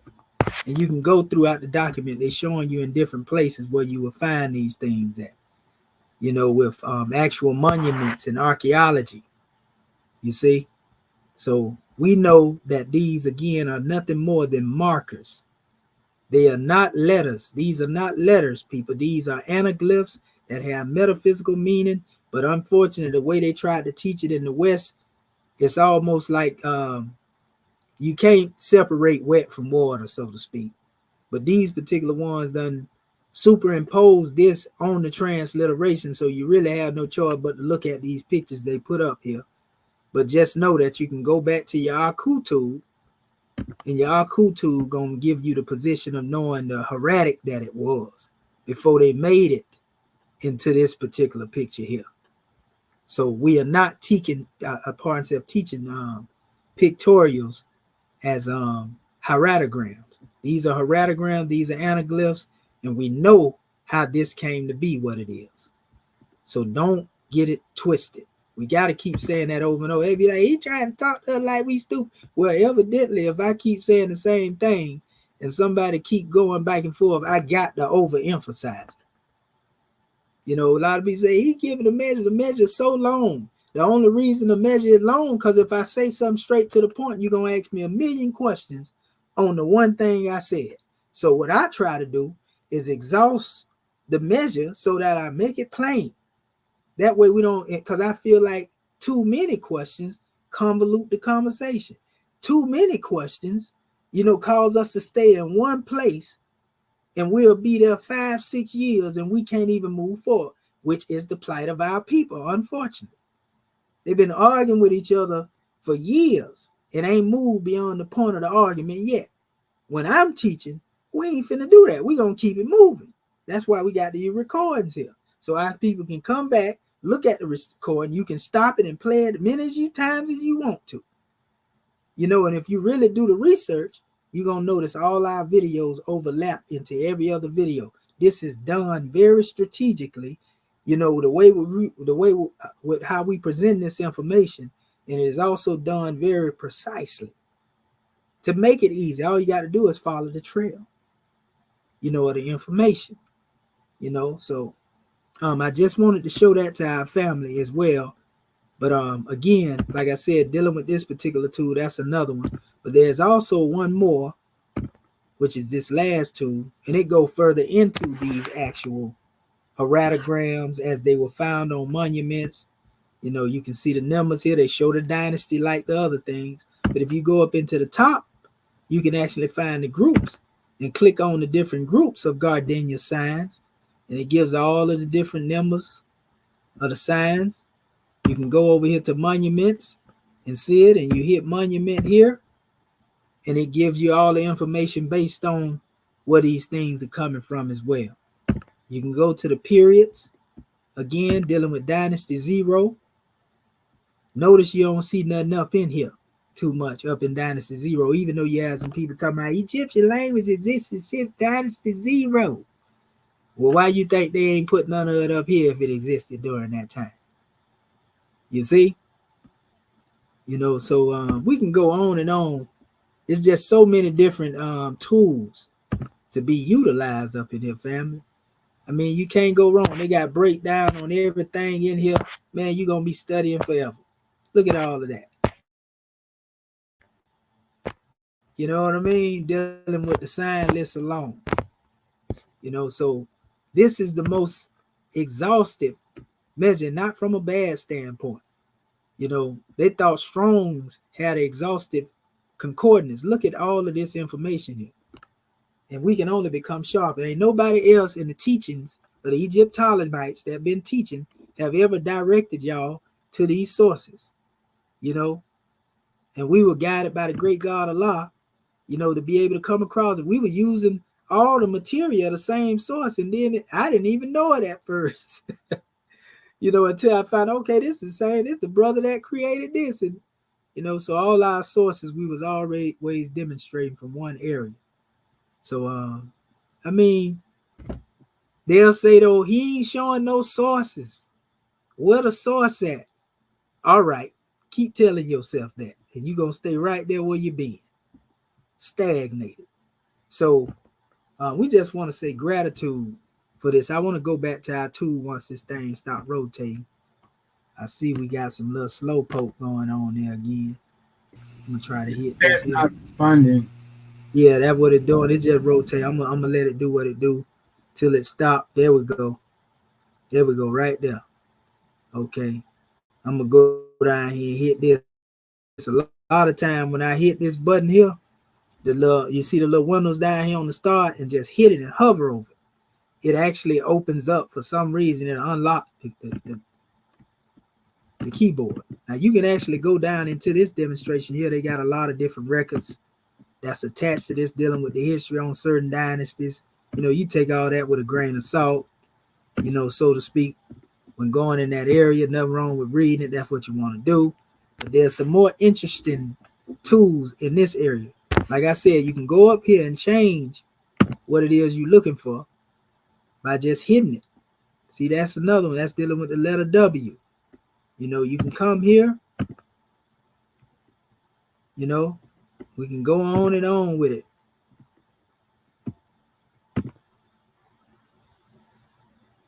So you can just go through all of these different measures here. And the further you go, it's going to take you through all the hieratic letters, and it's going to take you through all the, the Demotic letters, and then you'll see the letters on the side of it. You'll see all the signs down here. You can even click on them. There you go. You just click on it like that right there. Click on it there. But everything in here is all a part of navigating. You can hit this here, and it'll bring up everything down here. That's what this is supposed to be. If you notice here, see the letter here? See this here? That's the same thing right there. See how I highlighted it? When you go there, it's highlighting what it is. So you look at that letter, you see that? And then what you do, you click on it, move your screen over right here, and then it goes into the history and show you that same letter right there, which is there. It's right here, and it tell you where it come from, 29 CE.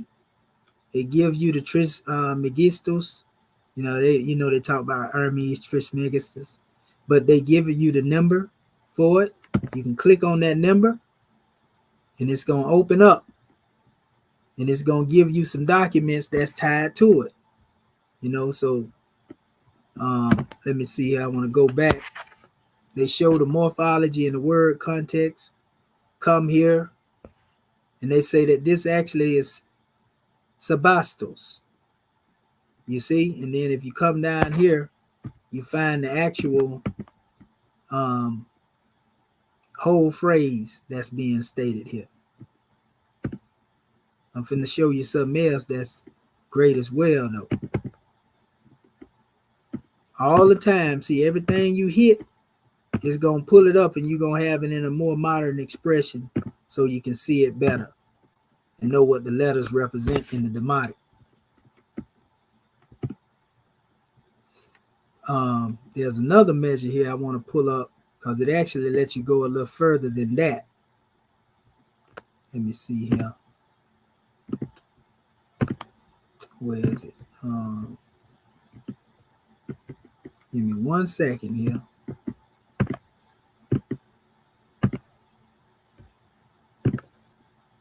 Okay, I'm deselecting.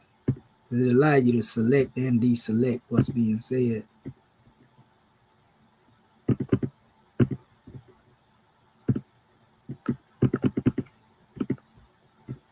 Trying to pull up that one area here.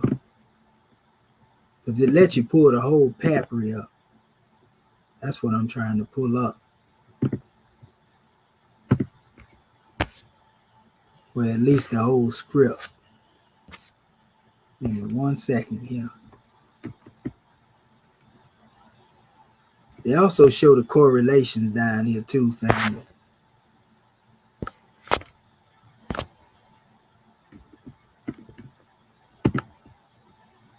Okay. Let me see here.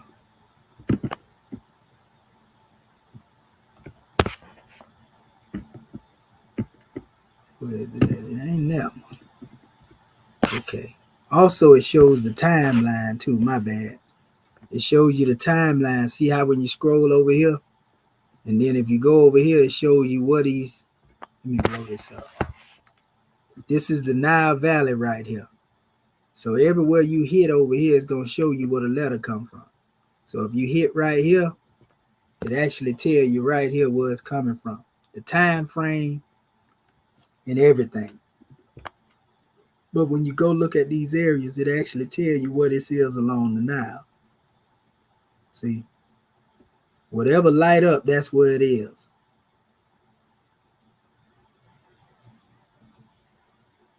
So you can go all the way down here.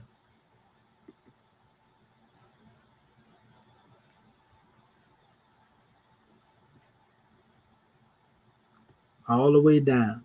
Edfu and all that right there. Luxor, all that. This is all the points on the Valley of the Nile. You know, this is Memphis, which was the capital. Athribis, Athribites, Sais.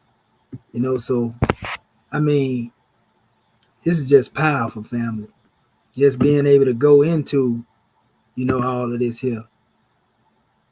You can hit, let me see here. Trying to put this up here for you. You can check in all this stuff right here, and if it got it there, it'll pull up stone or everything, whatever it is you're looking for.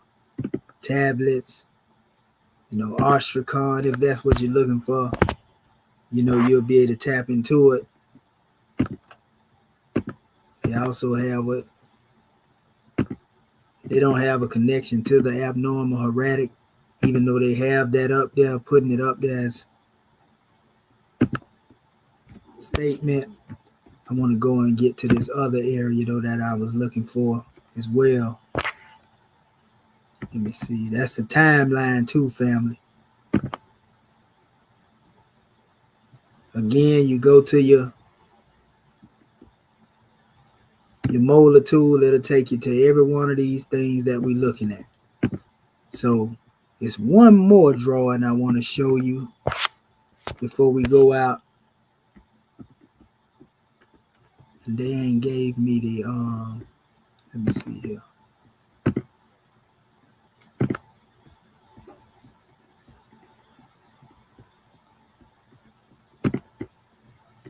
It's another thing that come up in here. I want to see if it let me do it.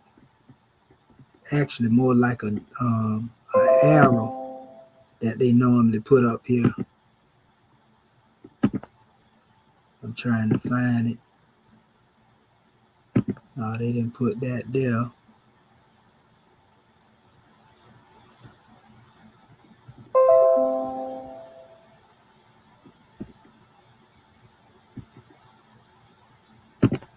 Let me hit this real quick. Oh, I think I know what it is. I think I know what it is that I haven't been hitting that I'm trying to get to. Okay, it's Okay, that's the bottom portion right there. This actually show you the different sources too right here. You see where I went up there, hit corpus, but here it brings you back here to the home tab.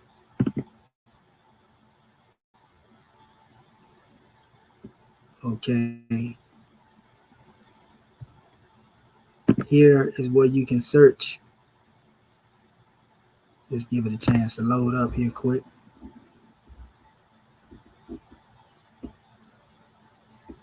All right, now come on, little slow computer. Boy, I tell you, Rome ain't built nothing to last. I'm gonna try it again. This is a drawing here, the thesaurus lingua Egyptae. A lot of people been using that particular measure.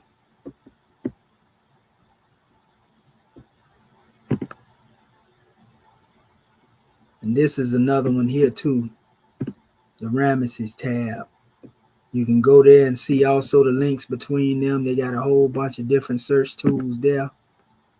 So like it's like a total grand drawing, you know, to be able to look at all of this in special measure.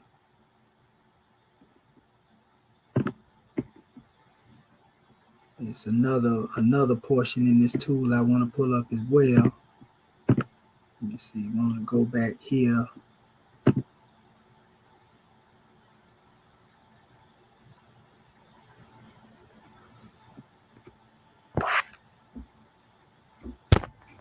Give it a chance to load up the stuff in here. All right now.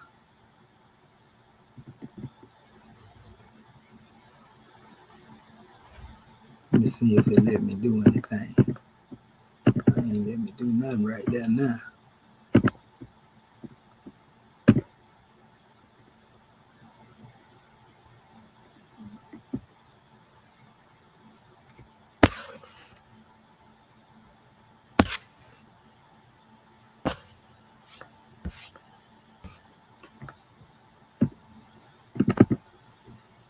Okay. Where in the world?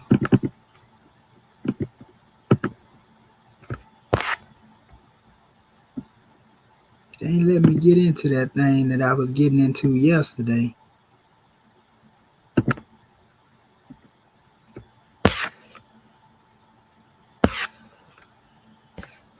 Okay, I might be able to get in here now. Let me see. Okay, it's showing down here some of the document. Okay, let's see here.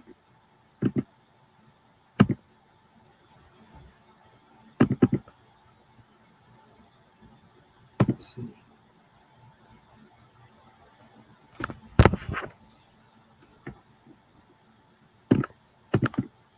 It's not letting me open it like it was letting me open it yesterday.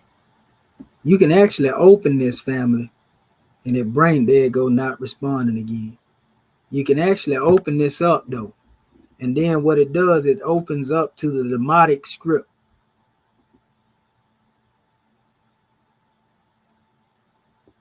Let me see.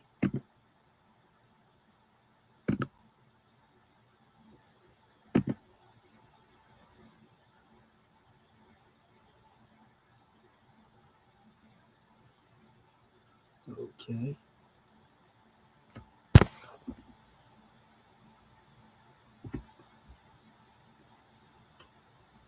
Come on, you computer, you. It's just acting a little slow right now, Morris. Can't give it a little chance. Bogged down with all this information.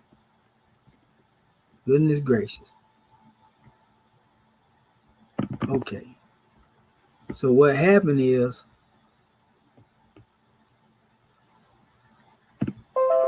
what it is, you can actually come on now.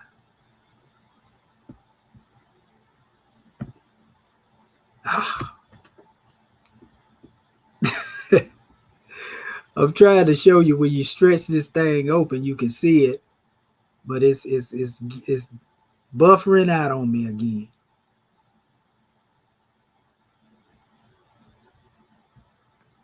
Because once you open it up, there's other stuff you can do here. Look at it. I ain't got my hand on there and it's still moving. I know it's lagging now.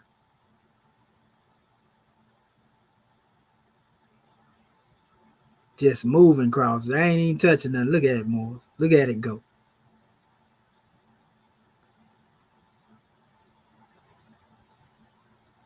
Oh, is that AI? Maybe just the internet, maybe. Yeah, that's what it is, I think. But I ain't touching it or nothing. You see it rotate. It's still trying to catch up with the movement I was doing. Okay, now it should be all right. Nope, it's still stuck. Give me 1 second. Trying to get it to where it come back. Come on, wake up now. Let me hit this down. I'm gonna try to hit this tab again. Light so bright. That's what's going on, ain't it? Yep. Yeah, it won't even let me go into it like I was going into it. That was the last thing I was trying to show y'all. Is actually you can pull up the whole text and you can hit the demotic words and it gonna come up. It even had arrows on here where you can go either way. Look at it, y'all. I ain't even touching this thing. Okay, now it's supposed to be ready. Okay, it should be ready now. It's done responding. Let me be real careful and delicate with how I touch this because it's acting crazy. You know, so I was trying to come here and this actually shows you the actual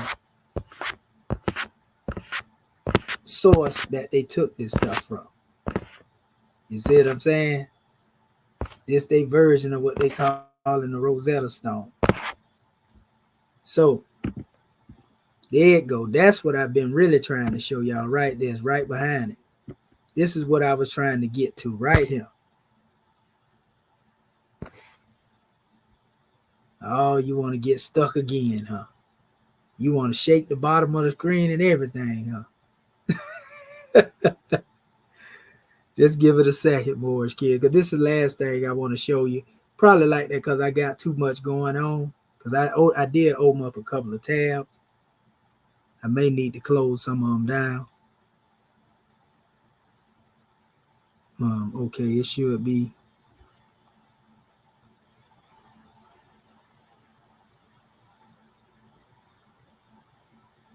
Let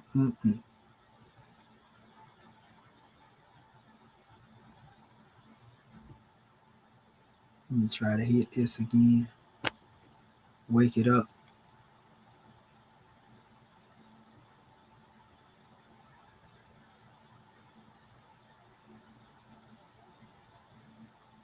Well, I tell you, Rome sure know how to try to put some demonstrations in there, don't they?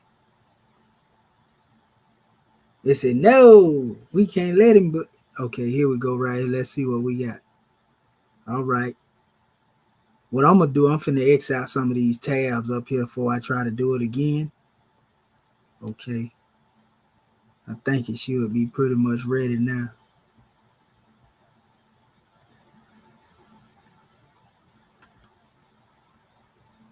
Come on now.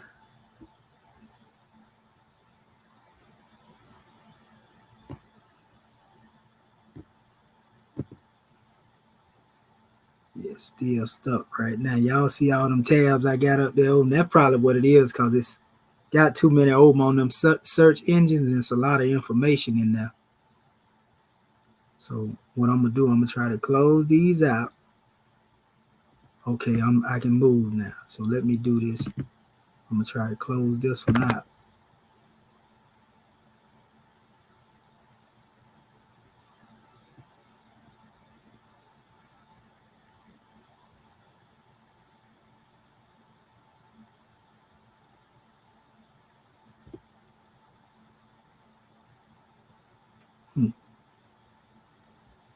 Okay, let me get you up out of here. Get you up out of here. Get you up out of here. Get you up out of here. You up out of here. You up out of here. You up out of here. And this is a lesson learned.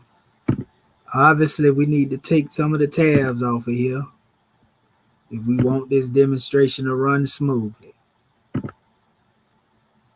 Okay. That's what I think it was.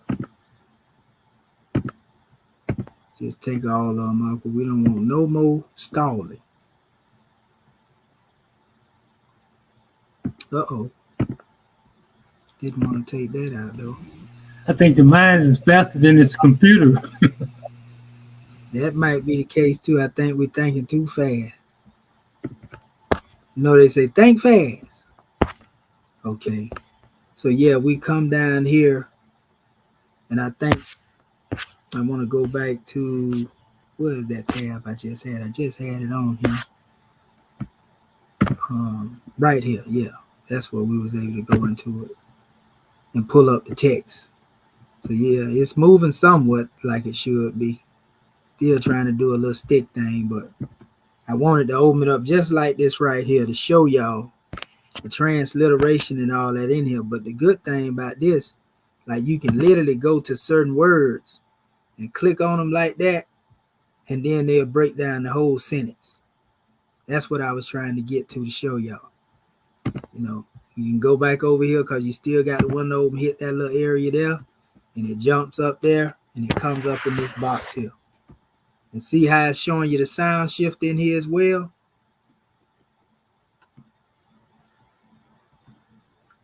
So then you can come here. This is what I was talking about, the E.A.R.S. If you hit the lemma on it, if it's something in Coptic, it'll take you to the Coptic equivalent of it, right? Some of the words are not in Coptic, so it won't take you to it. This is the Egyptian lemma, which takes you back, supposed to be to the, you know, the more Kemetic aspect of the words that go further back. Then you just go over here and hit occurrences. Once you hit occurrences, then, you know, of course, it's bringing up the Unicode and all of that. All this stuff you can find in the Aku tool. Like if you were to go in here and type that in, you can copy it, and then you may be able to paste it up here in the search in the Aku. Let me see if it'll let you do that. It may let you do it. Let's see. Okay, yeah, look like it did. Did it? Yeah, You know, Z1. yeah, you probably have to do it. Yeah, I see what's going on. You gotta take one part off of it. Mm-hmm. So basically, it ain't gonna do them both together in a group. You just have to take that off and then go over here. So if it's one, see how it's bringing it up? And that's exactly what was showed, where it's at, in this area here as well. If you click on them, it'll let you go to the sentence. You can see again the anaglyphs, and then you have the transliteration. Like, and this is like, man, you can click on one of them like that in this lemma, and it's gonna go into the definition of the translation right there. Gonna let you know hieroglyphic and hieratic. You know, of course, they put them together that way. But again, I mean, you can just go on and on and on. They got tab after tab, but I ain't gonna open too many because you know that thing gonna slow down on me in a minute. Yeah, so yeah, these are the different aspects of this tool. You know, so we gonna really have some work to do, and this is gonna keep us sharp, like I said before, though, when it comes to what we was already dealing with. This is said to be a document of payment, sales contract, part of a house. They got numerous different documents up in here that's connected to this thing too. Like I say, you just hit one of them like that right there, it's gonna open it up. Then you go up here, you got Tiberius name, but we know this is definitely a modern demonstration dealing with Tiberius. You know, and notice Coptic is there too. So this is dealing with some of the early, probably biblical Demotic. Go ahead, brother. Yeah. I was just saying, yeah, all that's demonic, right? Yeah, it's Demotic, but it shows you links to the Coptic and the hieratic as well. Because remember, you go down here, when you go to the main page over here, at least, I'm gonna go back to it. This is the beta version. When you go back here, if you notice, this is Demotic, but in that other thing, it was showing you the links to the copy. But when you come down here on that one word and hit the Aku, even though it's Demotic, it take you to the same sign that's dealing with Demotic and show you that sign here, right? See Right. it right here? Yes, sir. Hold up, let me make sure I show the actual. See it right here, blow it up. So when I hit that sign down here on the Aku,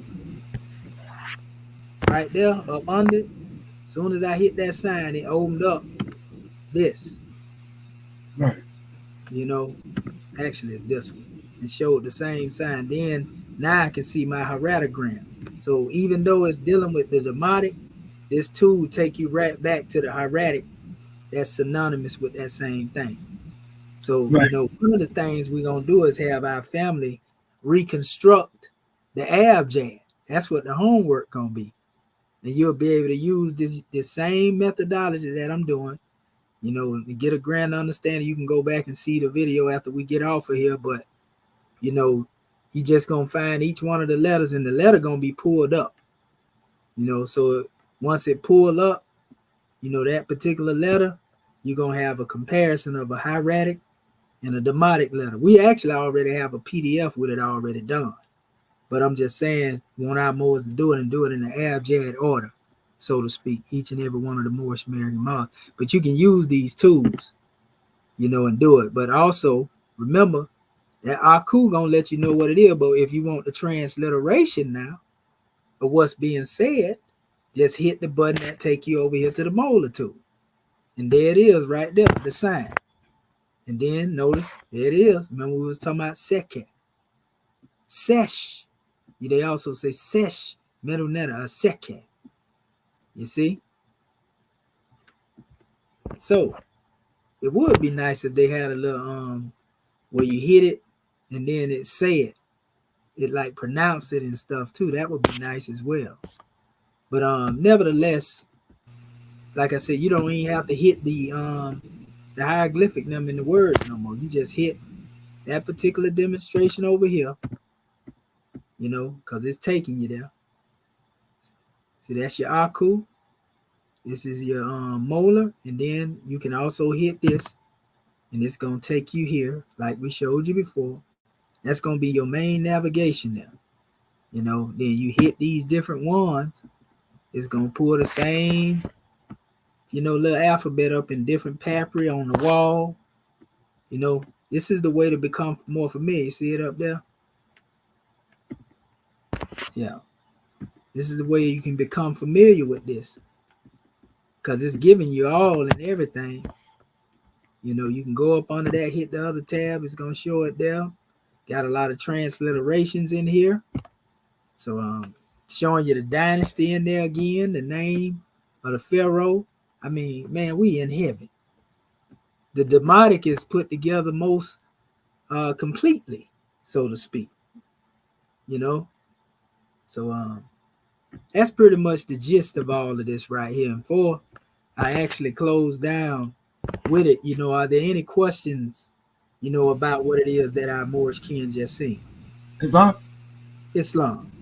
You're talking about that document that you showed. So I was looking into the Stop Gadala, ancient Arabic. I mean, not Arabic. I don't have my book in the truck, but it just shows that the Demotic, they use that Demotic for documents like that, because the hieratic means sacred, so they would use that mostly for the sacred documents. Would that make a difference? Yeah, and a lot of it too had to do with, like they just showed, like contracts, and Right. the Demotic was more like a contractual writing language, and then the hieratic, like you say, deal more with like religious materials, and that's why we keep telling these ones that they don't know what they demonstrate when they be talking about the metal netter, because the metal netter was never used as a religious, document type of thing. It was always inscribed on stone, and it had to do more with self-mastery, and metaphysics than anything. So you can actually see the degrees of right and really put it in the category of, Demotic dealing with the legal writings and, law, and then the hieratic dealing with actual religious information, dealing with also the language of the people. And then when you get into the pictures, it's metaphysical. These are formulas, like we've been demonstrating. You see what I'm saying? And once you understand that, you can see that this level is in, these are degrees and levels of the language. You see? That's right. Yeah, and another thing, when you go into the actual alphabets, as I was, checking out, and I'm becoming more familiar, with the way you're bringing us into this language, because before I had no idea, no clue, But and I appreciate, the way what you have done and how you gotten us to see what's going on, But what I was trying to make, I forgot. But yeah, I'll get it again. Okay, Islam. Go get that pillow, Mo. Huh? I said, go get that pillow. Okay, I will go back to sleep. Huh? That's what the prophet said. He said, lay your head on the pillow if you want to remember your dream, but you ain't. Oh yeah. So you can get that information out the pillow. Yes, sir. Yes, sir. I'm just being morally humorous. Oh, we love it. We love it. Islam. But yeah, so I mean, all of these different tabs is gonna be your main navigation here. Like we were showing, it'll show you everywhere different. If you even click on that, it's gonna take you into it, let you know where it come from. So not only do we have the information, but we can show you where they took certain anaglyphs off of the wall in writing and tried to make it into certain things as it relates to dealing with some of the letters in the hieratic, but that wasn't the way the ancient Egyptians taught it. They taught their language differently than they taught the anaglyphs. Only we know that because we had that methodology. Go ahead, brother. And the Adepts had it. It wasn't meant for them to know it. That's why Rome don't know it. Go ahead, brother. Gratitude, and don't mean to distract, but as we go into these letters, and like from the beginning when we started it, there was a lot of confusion because if you talk about it was the different scribes, but the European, they actually misinterpreted. They took the same letter and changed it into something else. You know what I mean? Yep. So and that's what have to be hammered in. Yes, sir.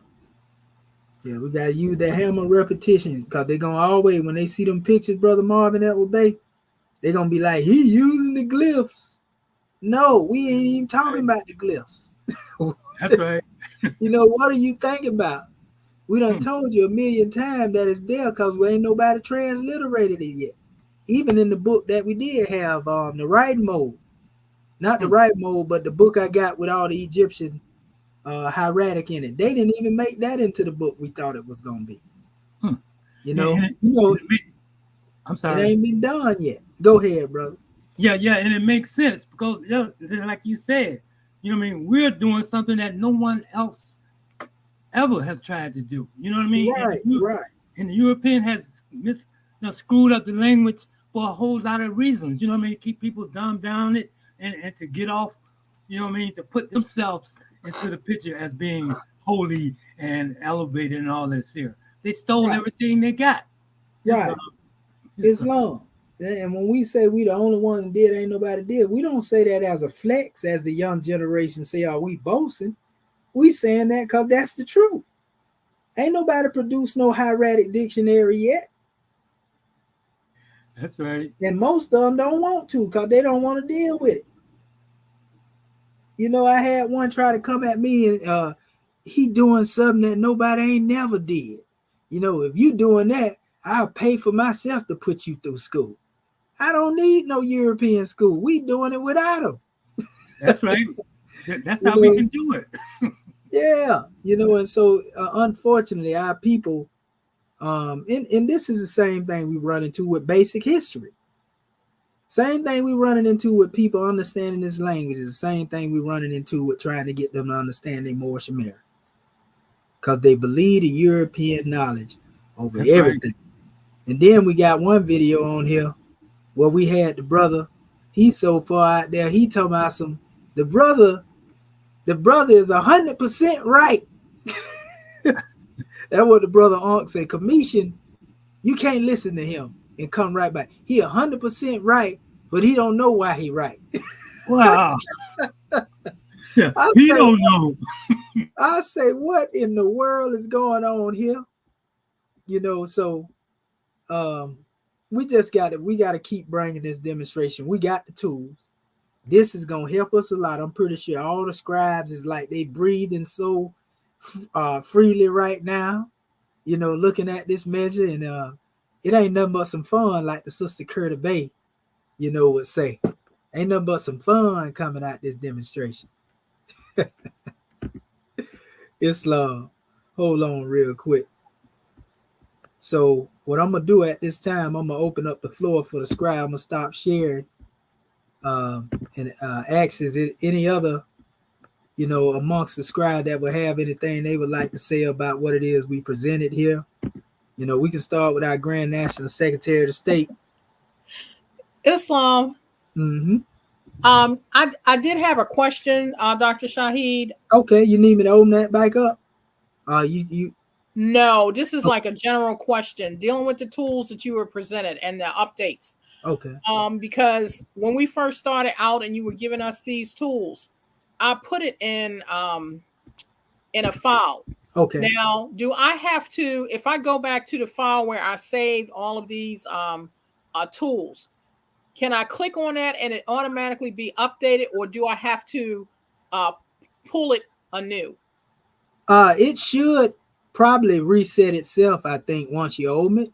Okay. But if not, all you can do is take it out your main browser and probably refresh it. Yeah. Okay. And that should get you where you need to be. Gratitude. Islam. And if you will, you like to, you can give your measure on it of what we have demonstrated, Grand Secretary of the State, and we'll go down the line so we can close this demonstration out. I'm just saying, woo-wee. I am so grateful and honored that these enhanced tools are here to aid us along the way. I'm glad that when we first started out, we had a lot of manual because that helps with, for me, it helped with remembrance. It helped to go into the various tools and, go from one to the other, because that made self more comfortable in doing the research with these various tools. So now that it's become more enhanced, it's just a great blessing and an honor. And gratitude to you, Dr. Shahid, for bringing these things forth. Can't wait to get into it. Definitely have to listen to this, the video again, and jot down some more notes and before the assignment comes forth. But this has just been a grand measure, and I'm just grateful to Allah and the Prophet, and just being able to see our path and mission unfold. And gratitude to the family online and to our scribes. Gratitude, Dr. Shahid, for bringing these keys forth, and gratitude to Act One. Peace and love. And gratitude and peace and love as well from you, Grand National Secretary of the State. Like we got a basically one stop and all. And I'm gonna see if I can subscribe, because I think it may be some even more extra measures off in there. But just being able to take a whole document and go through it, and get all the information on the time frame and everything right there, that's a wealth in and of itself. So gratitude, family, and I think it's going to only get greater coming from them. I want to see the hieratic measure as well, even though they got it tied into what they got now. I want to see the individual hieratic done like they done the Demotic too. But Islam. All right. But let us call forth our Grand National Chairman. You know, Dr. Akin acting Pert M. Herutu to Common Bay. I know he loving this right here. The uniting of the ancient committee and adept teaching. Man, our children been talking about this for the longest. Spoke that demonstration into existence. Islam, mighty boss. Islam, grand man, what have you to say, scribe? You the Man, I first ain't got scribe. nothing to say but praise Allah. Give honor to the Prophet Drew Ali for, teaching this citizenry that we have today. We are a magnanimous group of Moors. Islam isn't without the schism. Peace. Islamism without the schism. All right, praise be to Allah. Well, all right, let us call for then our national grand sheik, Dr. Serapis Amin Rael, Islam grand man. Let me unmute the sheik. That way he ain't got no. There you go. We can hear you, sheik, if you speak. Islam. Islam. All praise to the Master of the Day of Judgment. Our Father God Allah, and our brother man, the prophet. He's the last prophet in these days and time. Prophet Noble Drew Ali. It's going to come 5 times more powerful just to set us all free. Praise Allah for sending the prophet. Praise the prophet for coming and manifesting these grand works to Assistant Grand Sheik. An honor to you, the way you bringing the mother tongue into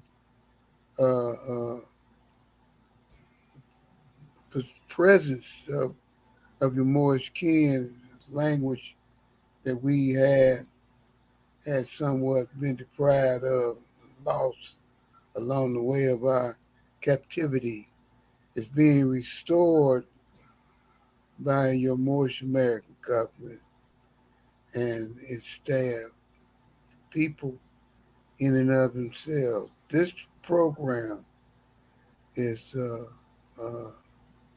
greatly needed to move in line with the other forms that we've been demonstrating, not so much Russian, because we're Moorish. And we know that this is going to unfold the way Allah has ordained it to, and we just honor you, Sheikh, for being consistent and steady at the ready with that demonstration of truth and love, bringing out and about peace. We give honor to you. And this demonstration here, yes, sir, being somewhat in accord to what is being set out. Let me see the script again. He said the Adeptus Scribes introduction to the Sekhet in Shat, Demotic Scribe. This demonstration is the Egyptian Adeptus Scribes, the introduction from your Egyptian Adepts. We have an eye towards the reunification of the Moabite bloodline, Moabite Canaanite bloodline, bringing one together.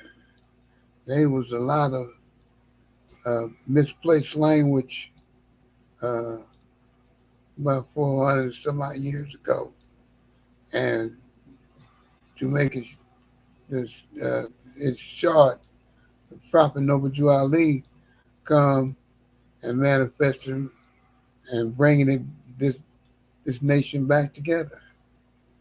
And it's in these works in this government here, the various stations, offices, that we shall overcome any and all adversities that are brought forth before us, because we have the arm and the guidance of the mighty Allah, and definitely the love of our brother man prophet El Haj Sharif Abdul Ali. So I'm reading, and it's definitely Moorish American government and the AMD executive rulers. This brings our people a little bit further within the realm of solidarity and being uh, somewhat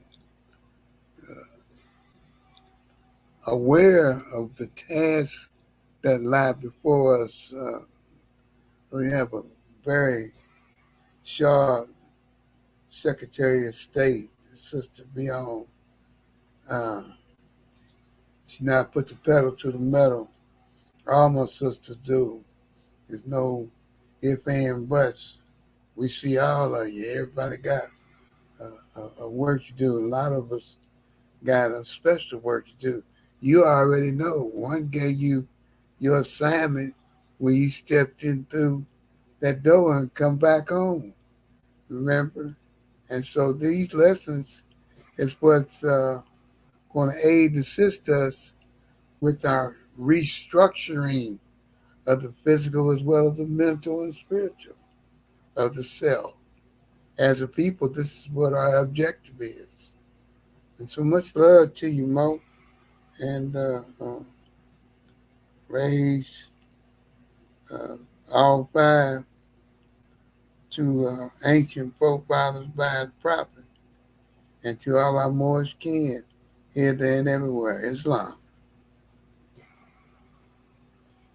In Islamism, Sheikh, we give honors to you for all that you do and everything that it is you have done and will continue to do. Islam. Yeah, we are indebted to our Moorish American nation to continue uplifting fallen humanity. So they ain't gonna get no lessons outside of the ones we giving because we bringing the blessings. If they only but knew. But we gonna keep making it rain. And if they get wet, so be it. If they chose to run from it, so be it. But the ancestors and the great God Allah and the Prophet gonna sort them out. Islam, Sheikh, powerful drawing, grand observation. Well, all right, at this time, we gonna let our scribes come forth and breathe upon the masses one more time before we close this demonstration out. Islam. Islam, Sister Curta Bay. Islam, as always, wonderful, wonderful class. And I too was thinking like the National Grand Secretary of State, but this too, what we got. And I'm glad you went through it with us because that was the one that we had that I had questions about. And definitely gonna have to listen to the playback. And you say all we have to do is to refresh it, and it should be updated like what you were showing us today. And the other question I was thinking about too, do you remember we had the two? I remember it said lesson 1 on it, and it had the Demotic and the heretic side by side. Would that be also helpful as we be doing our assignment, or just stick with the tool that you was using today? Yeah, that'll be good. I made reference to that a couple of times when I was saying that we already had one. Yeah, Radic and the Demotic together. So I was, but we just I was putting together when we do our homework, we'll be using the tool, okay. To reconstruct. You just go back to this video and you'll see how I was navigating. Right. And that's a good thing about these videos. You can go and look at exactly what tabs I was hitting and everything, and navigate through it and be able to complete your PowerPoint presentation. Islam. Yep. Islam. Well, gratitude. Like I say, I definitely got to go back and listen to this playback, and looking forward to the homework. Islam. Peace and love. Islam. Peace and love. Well, all right. All right, Brother Marvin Edwards Bay, you got anything else you want to say before we take this demonstration up in the third heaven? Absolutely. Yeah. I praise a lot, honor the prophet, and honor to our Morris American government, all the officials. You know what I mean? It's just such a wonderful, and that ain't saying it all. It's just a wonderful to be here, and it's a blessing. You know what I mean? And all of those that's within the sound of my voice, this is where we all need to be. I mean, and this is just one aspect of this Moorish American government teaching us, guiding us, because we are the one that's got to do the work. You know what I mean? Everything that has happened, we are the ones. The Moorish American nationals are the ones that's going to have to change things. You know what I mean? By being themselves. You know, that's the whole point of the matter. But I'm just so grateful for being here, being a part of this process. And I tell you, you know what I mean? I may have been one of the ones fighting along the way. But, you know what I mean? As we wake up, because that's the whole point. You know what I mean? We fight each other because we don't know any better. You know what I mean? We have, man, it just didn't happen accidentally or haphazardly that we were struck from the foundation of civilization. You know, when our God was taken from us, that's what gave us the power. Our knowledge of the great God being within us, manifesting within us, you know, and talking to you, I'm thinking about just downloading that whole tool all over. You know, I don't know whether you're going to send it out, but just getting rid of some of the stuff that we had and just start off with a fresh copy. That always happened. That always helped. I put it like that. You know what I mean? So yeah, I'm just grateful. I mean, especially since we going back through this. You know what I mean? Making sure. You know what I mean? Without a doubt, we know what we're talking about. Gratitude, God, man. Appreciate all you do. And honor to the Scribes. Islam. Islamism, grand man. We give honors to you for all that you do and all you will do. And yeah, it's still the same Aku tab. You know, it's just you got one tool that linked to all the other tools that we already have. So you just type Aku in, the AKU, and it should come up in your browser. Because I had to do the same thing, but we definitely got it. So praise be to Allah, brother. We give honors to you for all that you do. And Islamism without the schism. And we love you. Well, all right, Sister Curta Bay, you can carry us on up in the Sunday school. Islam. January 15, 1929, a warning from the prophet to be read at every meeting. I hereby inform all citizens that they must end all radical agitating speeches while at work, in their homes or on the streets. We are for peace and not destruction. Stop flashing your... You're welcome. You need anything like mustard or something? Islam. Stop flashing your cards at Europeans. It causes confusion. Remember, your card is for your salvation. Failure to obey these orders will be of severe consequence. We are for love, truth, peace, freedom, and justice. And when these principles are violated, justice must then take its course. Any citizen or group of citizens who hold malicious feelings toward the government or the prophet or violate the divine covenant of the Moorish movement will receive their reward from Allah for their unjust deed. All true Moors will and must obey the law as laid down to them by their prophet. If they lose confidence in their prophet, they should turn in their card and button, cease wearing their turban and fez, and return to the state where I, the prophet, found you. This is a holy and divine movement founded by the prophet Noble Drew Ali. If the prophet is not right, the government is not right. The prophet, therefore, is sending out the divine plea to all Moorish Americans that they do their part in protecting their prophet and the government. This is an everlasting movement founded by the prophet through the will of Allah to redeem his people from their sinful ways by the order of prophet Noble Drew Ali. A holy covenant of the Asiatic nations. Ye are the children of one Father, provided for by his care, and the breast of one mother have given you suck. Let the bonds of affection, therefore, unite thee with thy brothers, that peace and happiness may dwell in thy father's house. And when ye separate in the world, remember the relations that bindeth you to love and unity, and prefer not a stranger before thy own blood. If thy brother is in adversity, assist him. If thy sister is in trouble, forsake her not. So shall the fortune of thy father contribute to the support of his whole race, and his care be continued to you all in your love to each other. Islam, Islam, Islam. This meeting is officially adjourned according to Act 2. Love, truth, peace, freedom, and justice. Go in peace, Moors. Islam. Great class, great class. See y'all in Sunday school. Islam. Grand class, gratitude. Gratitude. Gratitude, Dr. Shaheed. Act 1. Islam. Gratitude, family. Peace and love. Peace and Islam. love. We love you, Moors. We love you. Love y'all too. Great class. Great class. All right. We love our family. Let's check it in too. Don't y'all let nobody tell y'all nothing different. Yes. Honor to our family out there. All right. See y'all in Sunday school, Moors. Islam. Peace and love. Peace and love.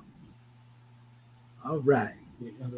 Islam, brother Andre Renard of Maxim Bay, honors to your family. Yakub, Hamid Gamma Bay, Gary Miles Bay, Noble Bryan, Yakub, Hamid Gamma Bay, the Natural Bosco, honors to all of you.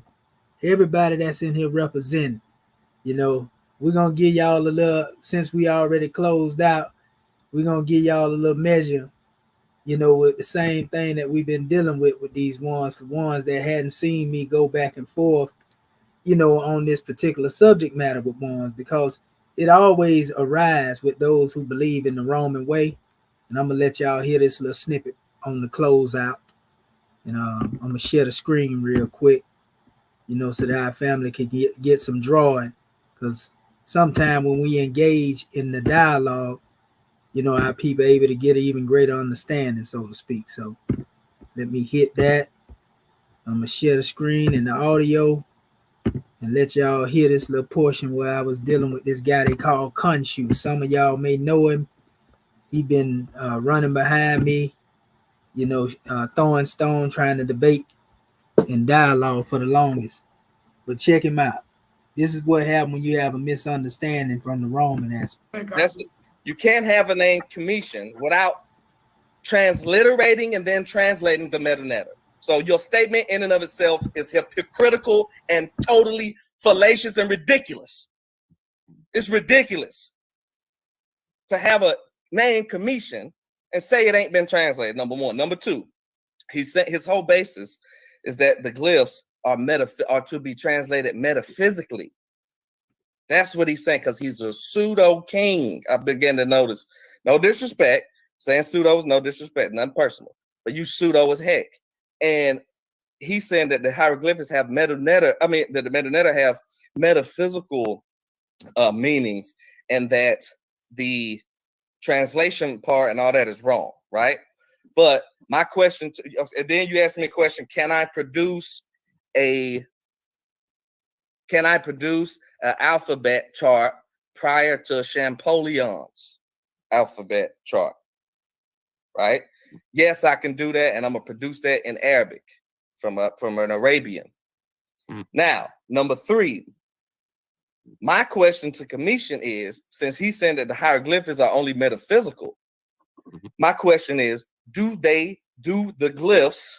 First he started off asking me, can I read hieratic? Any minor basic student of metanoeta or language knows that hieratic is the hardest to learn. Most of the books you read now, they are going back and forth about dialect and grammar, syntax, word placement and stuff. And the hieratic is the hardest form to read. The individual glyphs, the Medutu form, is the easiest to read. So by him trying to ask me that, he was trying to make me look stupid, asking me, can I read something that the average scholar, Egyptologist, linguistic scholar, can't even read, and they'll admit it in their books. So my question to you is, brother, You saying the glyphs are only metaphysical. So now you heard him say I was trying to make him look stupid just because I showed him something that he couldn't read. Anybody that know, if you done participated in my classes, you know that the Europeans superimposed the pictures over the hieratic. So how you gonna be talking about metal netta and you don't even know that they superimpose pictorial symbols over the hieratic? You see what I'm saying? But you just want to challenge just for the sake of talking. When I get out here and try to go back and forth, I'm going back and forth to edify the people so that the people can get some understanding. Not to be an ignoramus. You see what I'm saying? Ain't nobody got time for that there, man. That's time for that is up, man. I'm spending the rest of my time from this point on, man, writing books and teaching my people. You know, and anytime I see a wolf out there in sheep clothing trying to misdirect them, I'm going to call them out. I'm going to point them out. You see, I'm going to call a spade a spade. That's what commission going to do. But what you ain't going to do is silence me. That ain't going to never happen. Do they apply the rebus principle? And for those that don't know what rebus principle, let me ask it another way. Do the hieroglyphics have phonetic value? That's my question to commission. Okay, you asked me a question. Now watch this.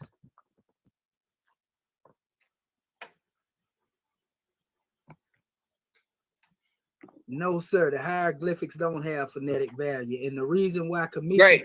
Okay, hold on. And I'm gonna bust that up. You see it? See what I'm talking about? What? Hold up. Okay, go ahead. And the reason why commission don't spell his name with hieroglyphics, good brother, is because the alphabets are hieratic, and I just showed them to you. So the true language is hieratic, brother. It was transcribed into hieroglyphics. And I'm finna show you that. I'm gonna let you go. And I'm finna blow all it. And I can read. I see that. You don't have to show that now. Say that for the debate. You ain't got to show that now. I can't read it, but I can read the hieratic. I'm gonna translate some for you. You can read hieratic. Okay. I'm gonna transliterate some for you that scholars can't do. Okay, let me get into one next point. One next point. Go ahead. Because what you said was critical. And Jeremiah Judah, do not let this video erase. I'm about to screenshot this. He said that glyphs have no phonetic value. I'm going to prove in my debate with commission. I'm going to bury him with this. No pun intended. I'm going to bury him with this right here. Rebus principle and phonetic value is going to crush everything he's saying and prove that it's pseudo. And lastly, he mentioned abjad. Abjad.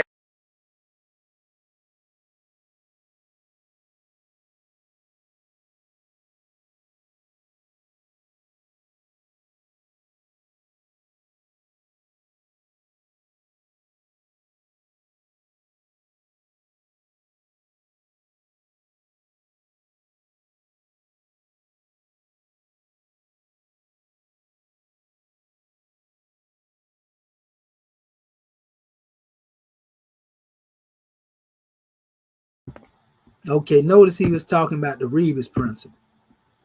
And that's what I'm trying to share for y'all right now.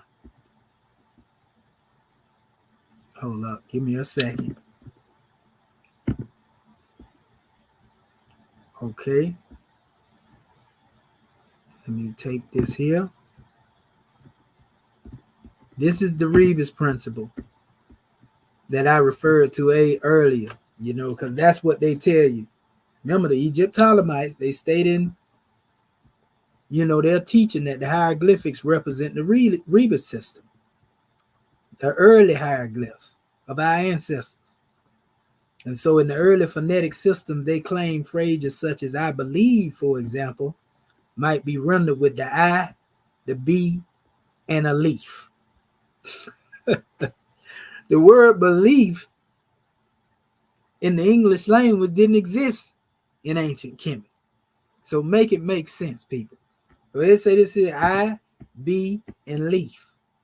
Read leaf. Man, these people done lost their mind, man. They done lost their mind out here. So when it come down to dealing with these special drawings, they can't get around it. Ain't nobody never taught the language, you know, to the extent that we doing it right now. We getting ready to compile are in the process of compiling our hieratic dictionary, Demotic as well. Probably even do our own Coptic.